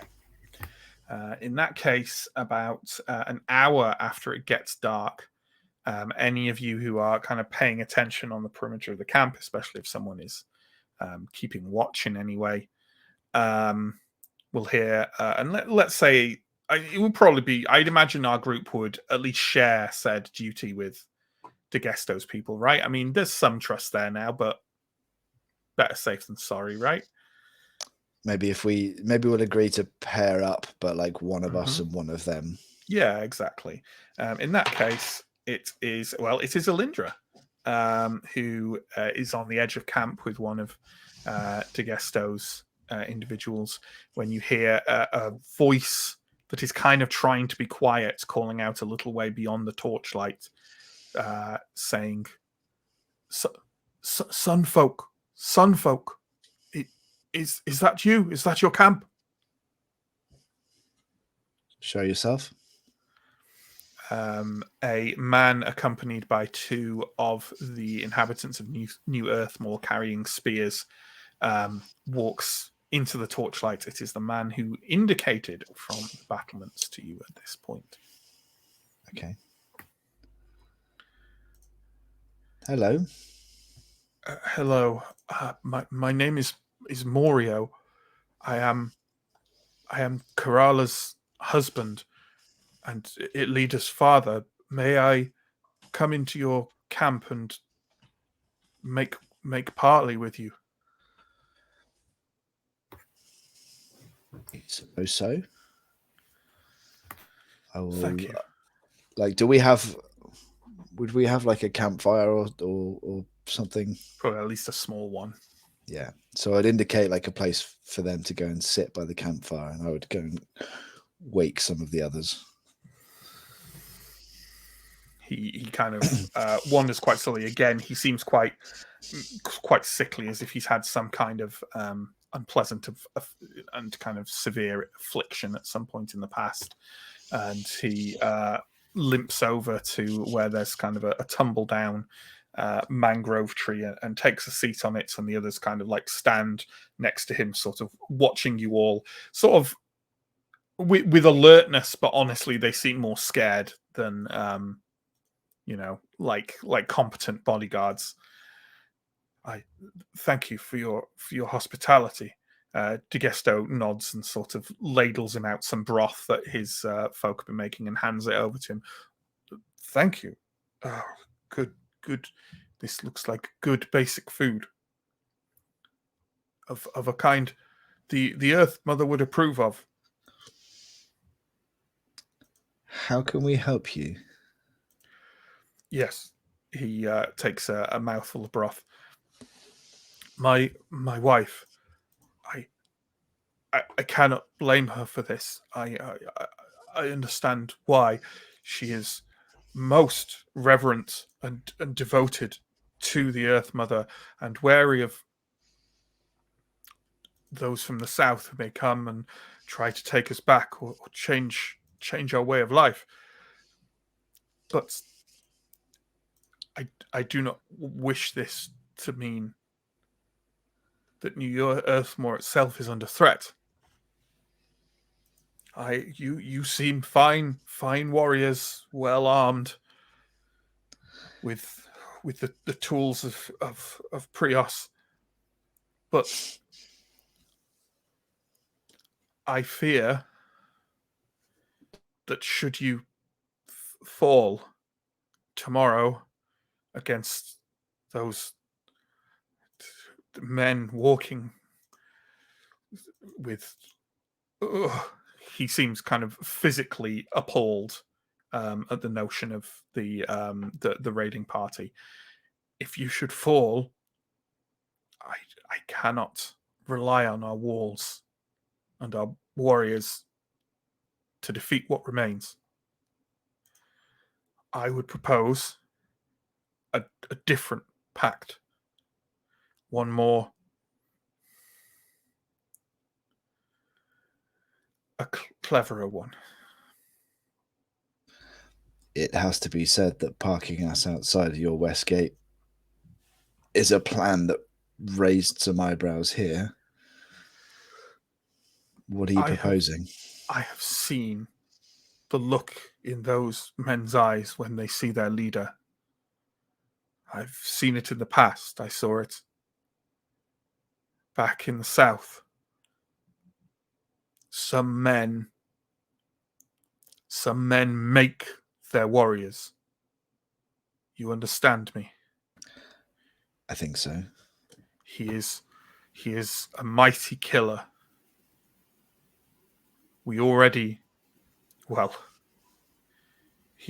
His first demand was we send our mightiest fighter to him to face. And we sent, well, more a boy than a man, but large, well muscled, the son of our chief fella. I will not say what happened to him, but suffice to say he fell and fell quickly. He is a mighty man, and he has the reverence of those others. I think all you need do is kill him. But I would not do it on the field of battle, when his men are there and that beast walks behind them. I can tell you where their camp is. If you could cut the head off the serpent. Do you know his name and what he looks like? How do we identify him? He said his name was Fundiber. Fundiber. He is a giant of a man. Long red hair, a large beard, a colossal hammer. We have scouted their camp a little bit. He has a tent, I'm sure of it. Perhaps you could kill him while he sleeps, or...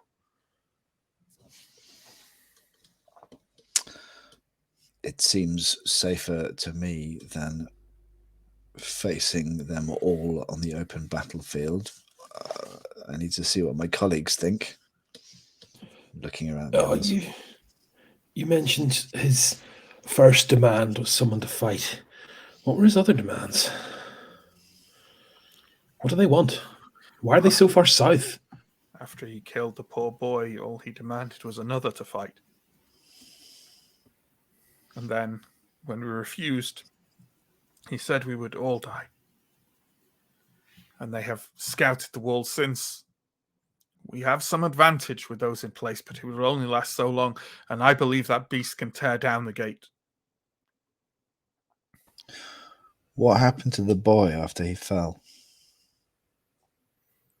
Left him outside the gate, and we returned his body to his parents at night. I have seen my share of deaths, of accidents, things falling on men. I have seen crushes and limbs torn from their bodies. There was nothing left of him above the neck. Just gone. I guess it's a night raid then.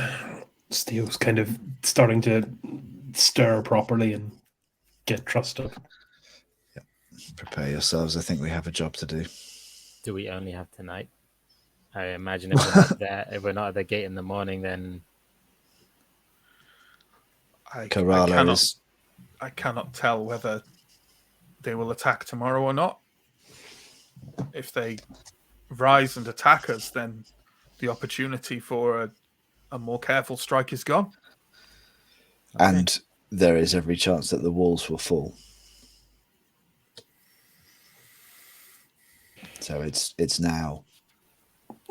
Tell us about the... DeGesto nods and says, didn't want to build a bloody ballista anyway. This seems like less carpentry. Tell us about the Highland. Is there a ford point on the Great River above? None safe. If you are careful, it may be achieved, but you would do better to scout the base of the cliff. Go around there. Lots of underbrush. How many more scout dugouts have you seen? Do you know of? There are 4. You killed one of them.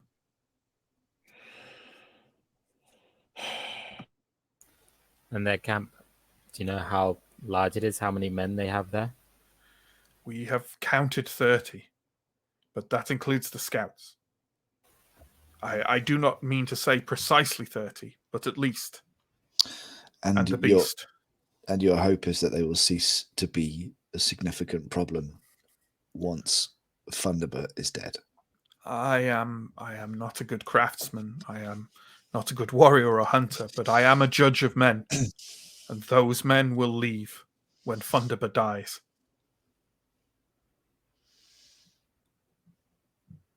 I understand. We've done similar work before. I thank you, and if you do this, I guarantee you, even though it means defying my wife, you may talk to my daughter safely. Well, if all goes well, we can be outside that west gate at dawn regardless. If it doesn't go well, then I guess we won't be there. I claim no kinship with you of the South anymore, but I would say one more time, do beware this man. You and I are more alike than perhaps you realize, Morio. But thank you for the warning. He seems slightly amused by this and stands up. Thanks DeGesto for the broth, and then the 3 of them walk off into the darkness. And so too does my chance to make a Super Mario pun. I mean, you sort of just did.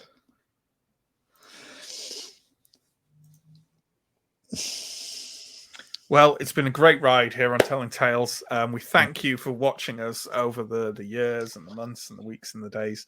But it's over now. So Chris ruined it. Okay.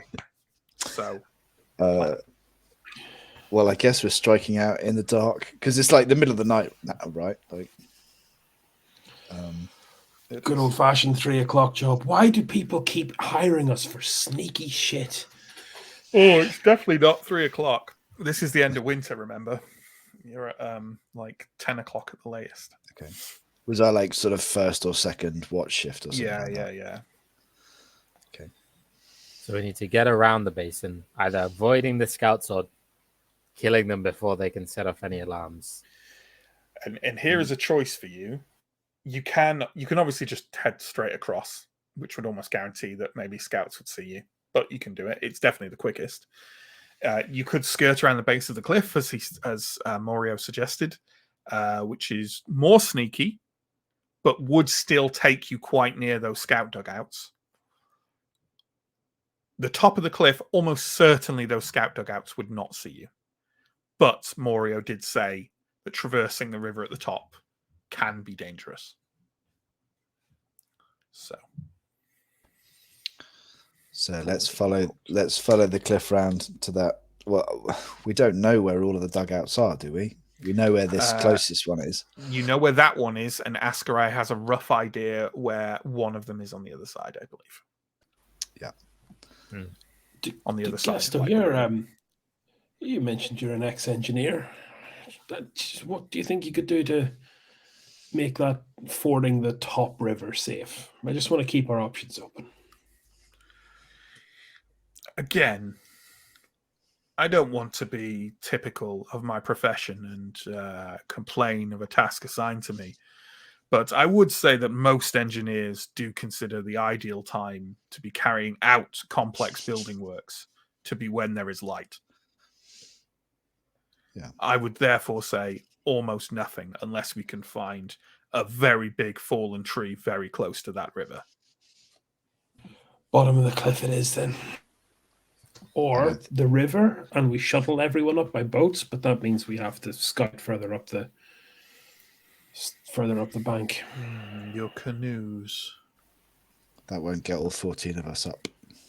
It will if we take trips, but we'd have to be lucky several times in a row not to catch anyone's attention. I think we skirt around the cliff. We take a minor detour to deal with the dugout that we know about. Could we carry a couple of canoes up to the river? Oh, probably be quicker to just. Are we not sure we are throwing the good sergeant's suggestion out with the bathwater? How long would it take one set of canoes to traverse around there? You could fit 3 or 4 each in those. What, 2 or 3 trips in total? Yeah. If we're subtle about it, and they're not scouting the river. It's far away from the dugouts. And we keep to the far bank. And it's dark. It's an option. I'm going to be honest, I kind of like it better than having to rustle up a load of dugouts without anyone getting a scream or another one of those screaming arrows off. Yeah. Okay. Exactly the sneakiest bunch. If we can safely get 2 or 3 people, like I don't have a sense of how big these canoes are. Like we were sold them as like a 2-person canoe.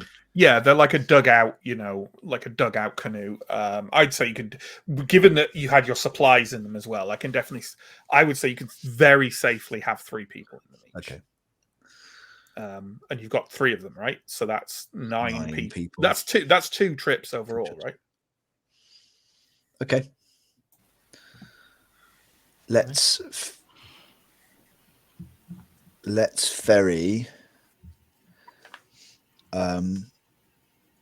most of Degesto's men over first to a staging post on the west side, and then, like, obviously we'll need 1 person in each boat from us to row upstream. Yeah, but let's send them first, and then come up in the second trip. Sure. And make the suggestion to people. And yeah. Okay. Okay. All right. So you retreat to where your canoes are. tied up in the sort of mangrove swamp just to the southwest of New Earthmore, and you manage to kind of get them out onto the river. The river has calmed a bit, even more in the day or so since you've been in these surroundings. And despite the relative uselessness of most of DeGesto's individuals actually being able to use a paddle, you manage to get that first load of people out onto the far side of the river and sort of slowly making your way as quietly as you can up with the kind of like not glistening lights but occasional dotted lights of New Earthmore kind of over to your left-hand side. To do this quietly, who do we think would be the person leading this? Ascarai again? Maybe, yeah, if no one else volunteered. Ascarai, can you give me a discreet roll, please? But you know what? Take a +3 on it, because it's pretty difficult to spot you, I would imagine. Okay, I need a 16 or less. Rolled a 7. So I made it. Okay. You take the first group of DeGesto's men and women round to the. I assume we're going in like a parabola sort of, coming up again on the north side of the bank, finding a likely spot and kind of offloading everyone, and then coming back and going back again. Is that the idea?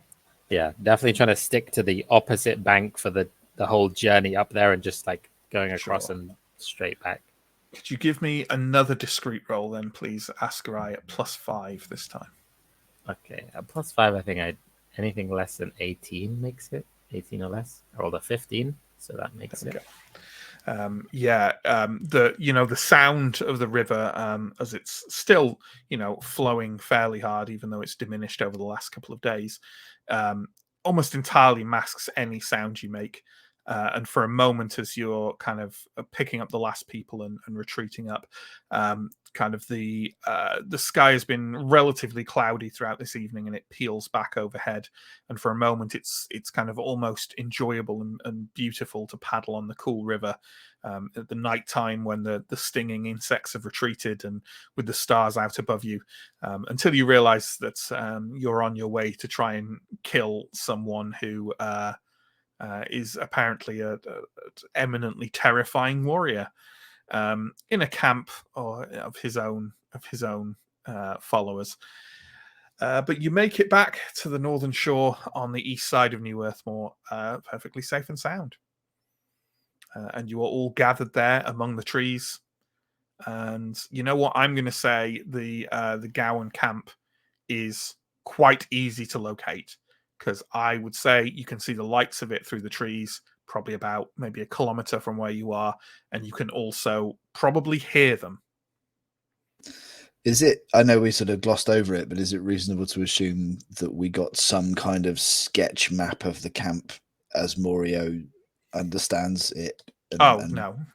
No, okay. He doesn't have that kind of level of detail. He hasn't seen it personally himself. Okay, so. He knew where the camp was, and he just figures that Thunderbird's probably in the biggest tent or something. Yeah, that's pretty much it. Yeah. Always good to go in well prepared. Yeah. What time do we think it is? You think it's probably about midnight. Okay. Ascar will suggest perhaps we should wait a couple of hours until they've all apart from the night watch are fully asleep. Right now, sounds like some of them are still awake. I like that idea, and I think that we need to work out what our plan is. We know that we're looking for a tent. We need to know where that tent is. We know we need to decide if we're sneaking all the way or if we're charging in. Like, if what? I think we need to sneak unless there's a need to change that plan. Distractions. We should consider distractions. Does it make sense for us all to be bunched up here to the south, or can we encircle the place and get from different angles? The problem is, if we do that, I don't know how we communicate with each other what we can see or when to go. If we all come from one side, it makes it less. I imagine they have watch guards split up to various sides of the camp, if we're all coming from one side, we may only have 1 or 2 guards to deal with before we're at the camp. If we're coming from multiple sides, maybe it does raise the chances that someone will see somebody and the alarm will be raised. Okay, so stick together. I think both ways could work, but that would be my hunch would be sticking together is the best option. What if we circled this place to and approached it from the east? That seems to me to be the direction that they would least expect people to come from. I don't know if it's safe to assume the clansfolk won't post good watches regardless of what direction we come in. Right. But I would also like to come in from the other direction. But the west points to New Earthmoor, south points to the river. North seems somewhat difficult to get to from here. I agree. The east seems our best bet. We have time to make our way around there, staying a good distance from the camp. We can take this time while they're still awake, circle to the east, and in a couple of hours try to approach. Yeah. And when we go in, do we want to go in en masse? 1 person? 2? Bit of scouting first, maybe a little bit of a peek, see if we can spot, I don't know, an exceptionally long tent. Yeah. If we can find that tent and find a way to sneak into it specifically, then we might not need to engage, well, anyone apart from Thunderbar. I hope you're right, Aaron, but I don't think our luck's that good. Tent will be right in the middle. But still, if we can do this right, it's 1 person and 1 blade. If we can do this right. Bit of scouting, but let's assume we're just going to rush in. Because I don't think this is going to be smooth. I think this could be 1 person, 1 blade. I don't think any of us is trained as an assassin. Let's plan for 1 person to go in, or at most 2, and have the rest of us ready to rush in if the signal goes up that something's gone wrong. Okay. You know that this means you, Ascarai, don't you? Yeah, I did understand that much. Yeah. I'm sorry. This is not something I've been trained in, but I know you won't be far behind if things go wrong. One of these days, Ascarai people are going to stop hiring us for sneaky shit. But in the meantime, let's put forward the best that we have at that, because the rest of us are more talented at being noisy. Yeah, maybe if we can take out the watch and get to the east side of the camp without being seen, I think we have at least then everyone will be nearby in case things go wrong. Agreed. Okay, so it sounds like we're going to make our way around to the east and scope the place out. Okay, and I think you said you were waiting a couple of hours before starting that. Yeah, so we're taking our time, I think. Yeah, and it's definitely kind of more in the dead watches of the night now. And also, I would say you can definitely tell that there's like diminished noise coming from this camp as you start to scout around to the other side. So at least quite a few people do seem to be asleep. Okay, let's think about how we would do this quietly. Again, I want to have like this be sort of degrees of how successful you are. I don't want it necessarily to just be, 1 person rolls discreet and therefore it's all fine, or that we all roll discreet and 1 person doesn't make it and therefore everyone knows everything. I want there to be an impression of how successful this is, right? And the NPCs are NPCs. That's fine. I'll probably roll a die for them just in general. But can everyone roll discreet, please? And I would say it's a +4 because they are kind of on guard. but also the circumstances are very favourable for you given the surroundings and the time of day it is. Nice. Okay. Yeah, I passed. Yep. It's a fail from Antimon and a fail from Aaron Dar. So let me just give. Does someone actually want to do a roll for the NPCs? And I will just use the discreet.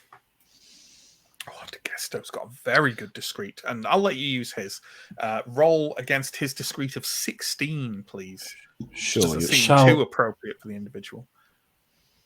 Do you want to go ahead, Steve? Yeah, sure. 16. That's like modified as well, or that's the target? With modifying his discreet is 21. Wow. Okay. Well, I rolled a 5, so Yeah, that's fine. Okay, so that's out of 6 rolls. That was 4 successes. So what I will probably do is judge from that as you move around to the other side, you can see that quite a few people are still awake in the camp. In fact, why don't we have... I don't want everyone to roll vigilant on it, because I think... Who do we think? If you think you would be trying to count people as you are going round, well, I'll tell you what, here we go. Everyone who succeeded on the stealth roll can do a vigilant roll. How about that? flat vigilant. Mm-hmm. That's a fail from me.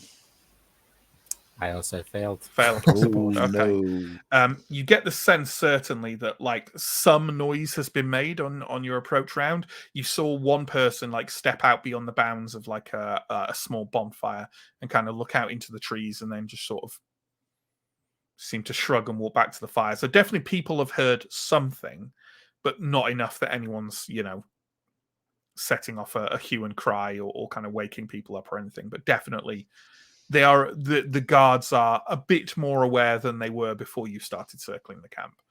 Okay. You get round as you come around. It's not a large camp.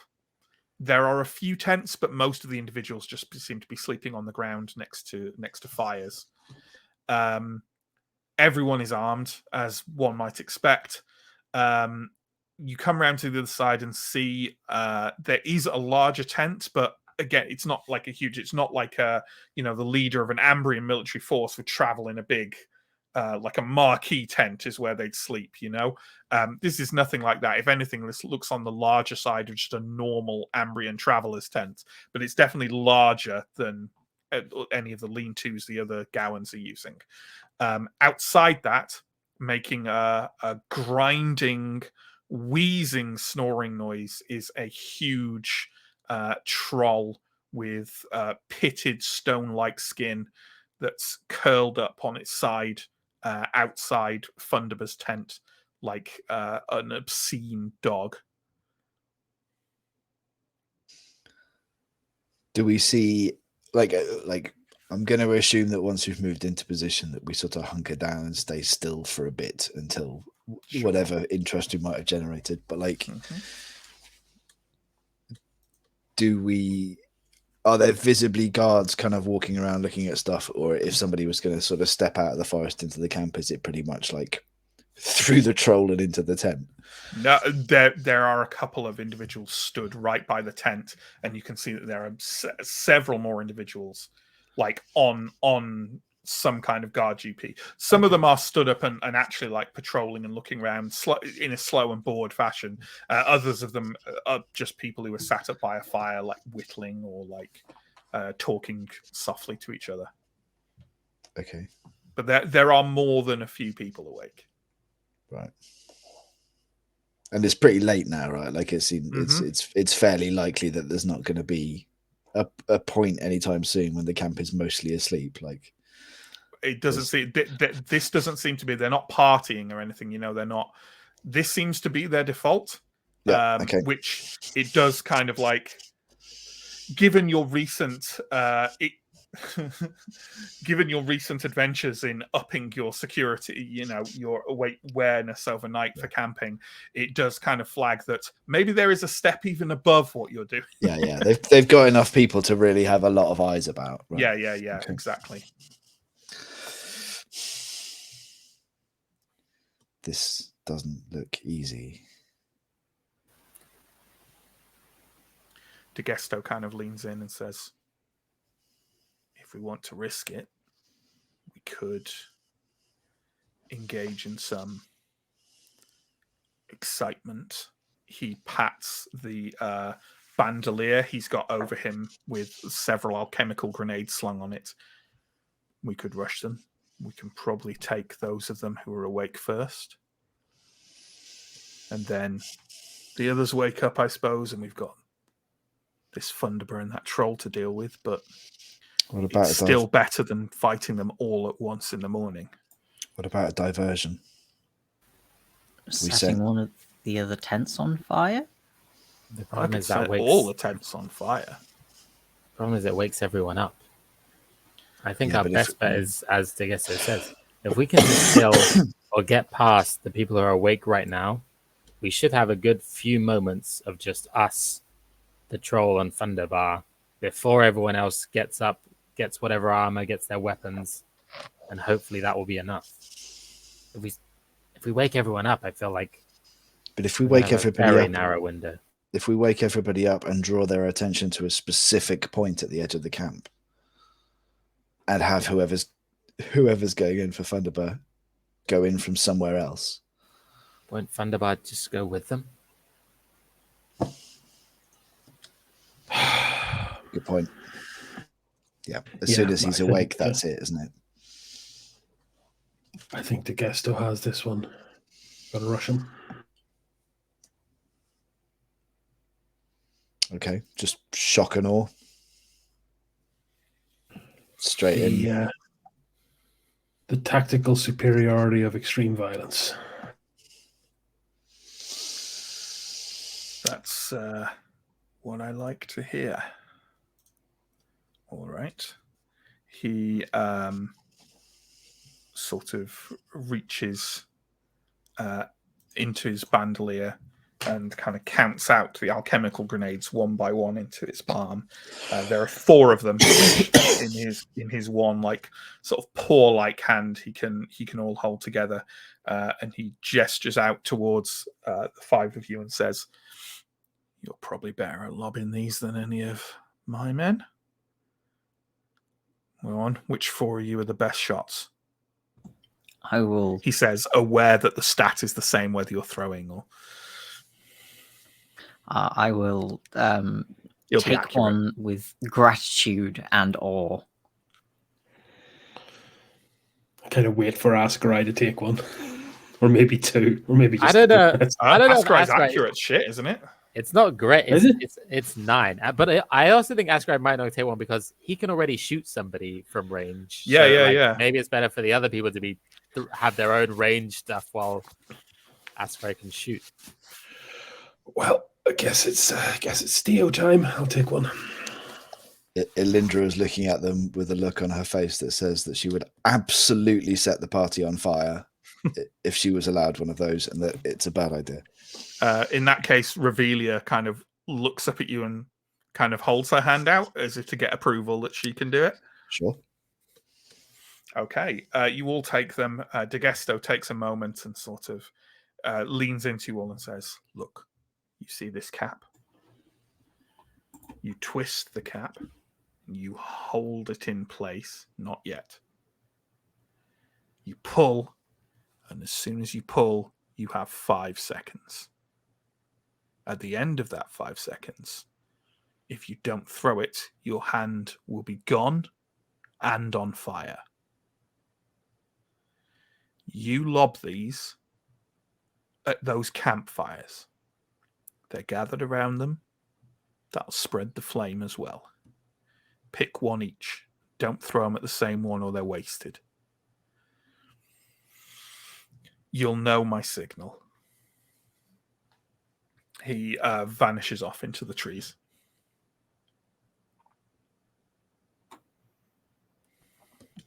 I picked that one.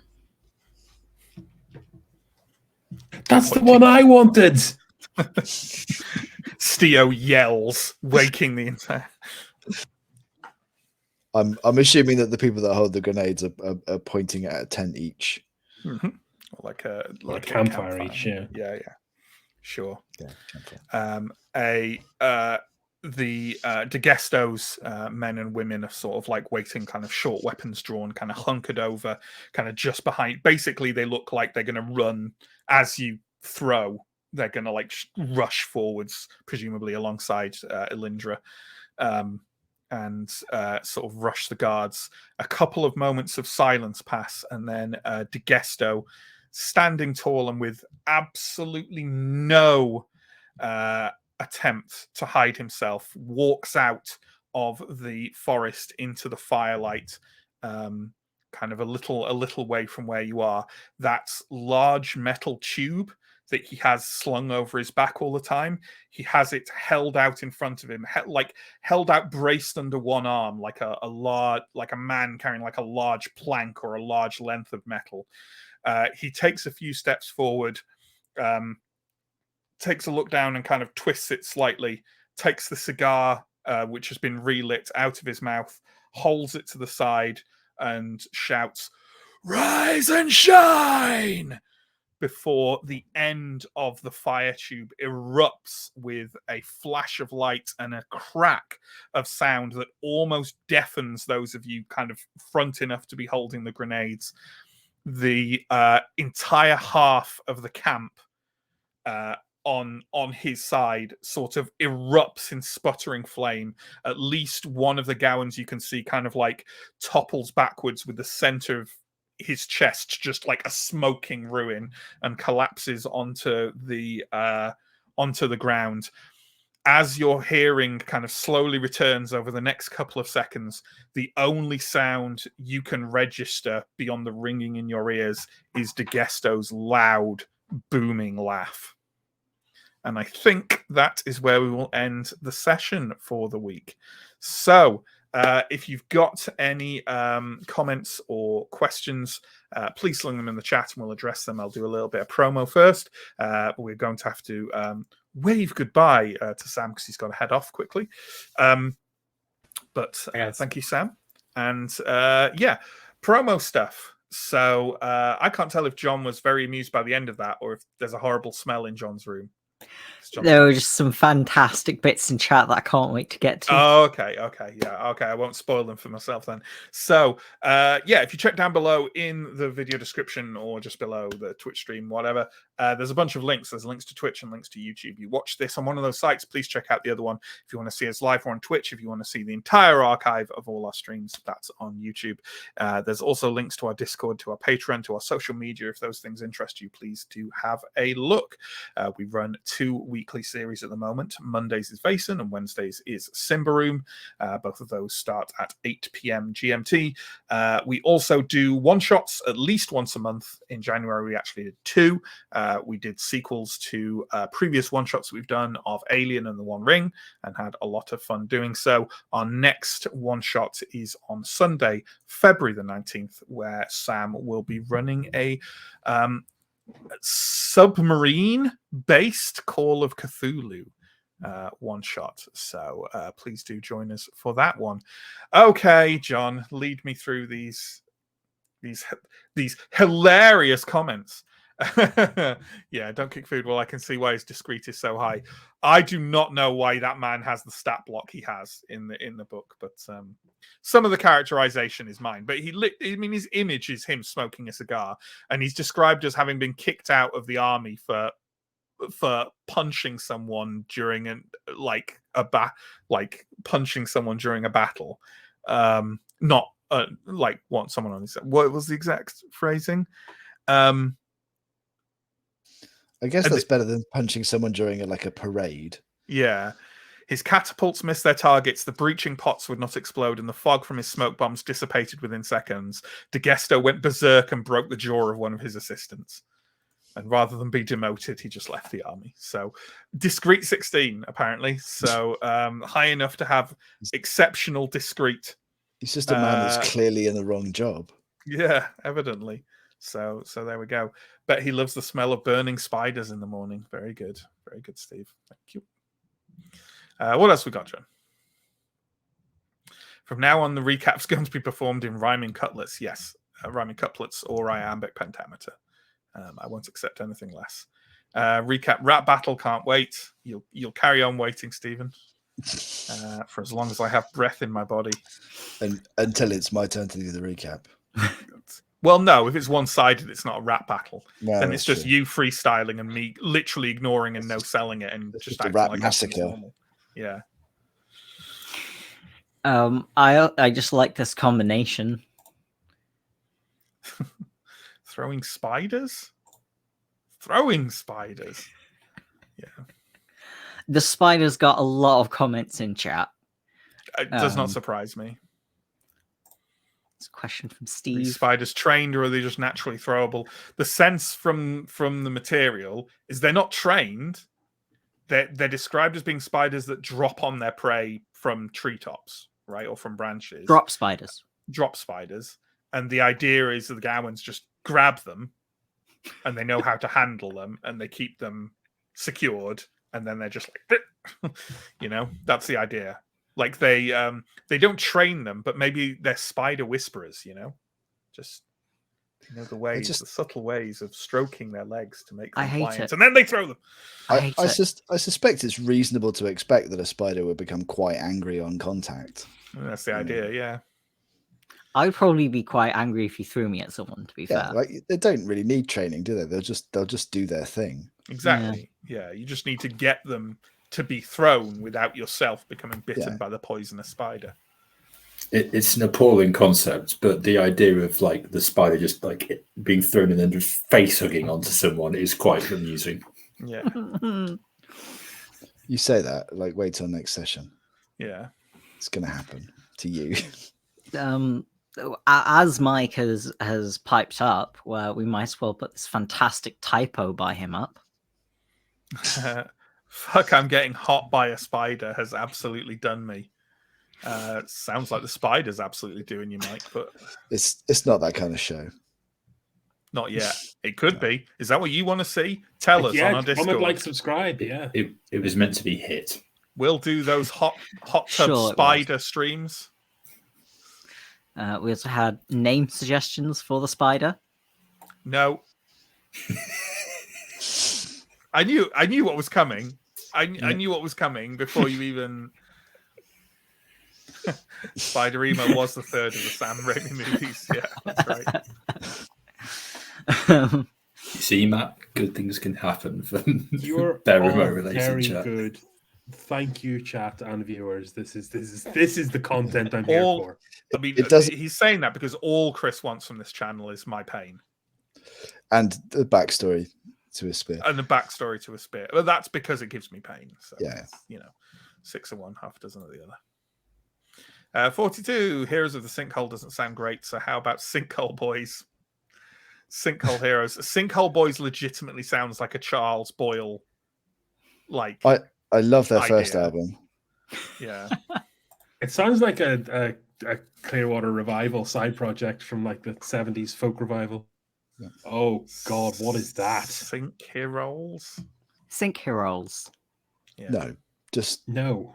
Just Sorry, don't kick food. It's not going down too well. To be fair to me, I did refer to you as the Heroes of Thistlehole today, not the Heroes of the Sinkhole, because it has occurred to me every time I say that. That sounds a bit dirty. Yeah, I think Heroes of Thistlehole is definitely an upgrade as ways to be known. That is, I mean, yeah, that's everything.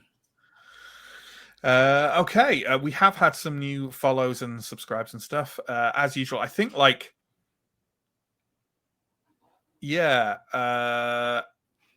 did we? Okay, I think I know where I last did them. But thank you for follows to Ken Herndon, Weave and Roll, Fluffy Quark, and my Trey Plays Games, and also thank you for the resubscribe to Lord Malice, long-time supporter of the channel. Thank you very much to everyone. Thanks to everyone watching. Thank you to my lovely players. We'll see you next week for more Symbaroum, and also Catch Facing on Monday. Go watch them. They're lovely. They're probably nicer people than us, so they deserve it.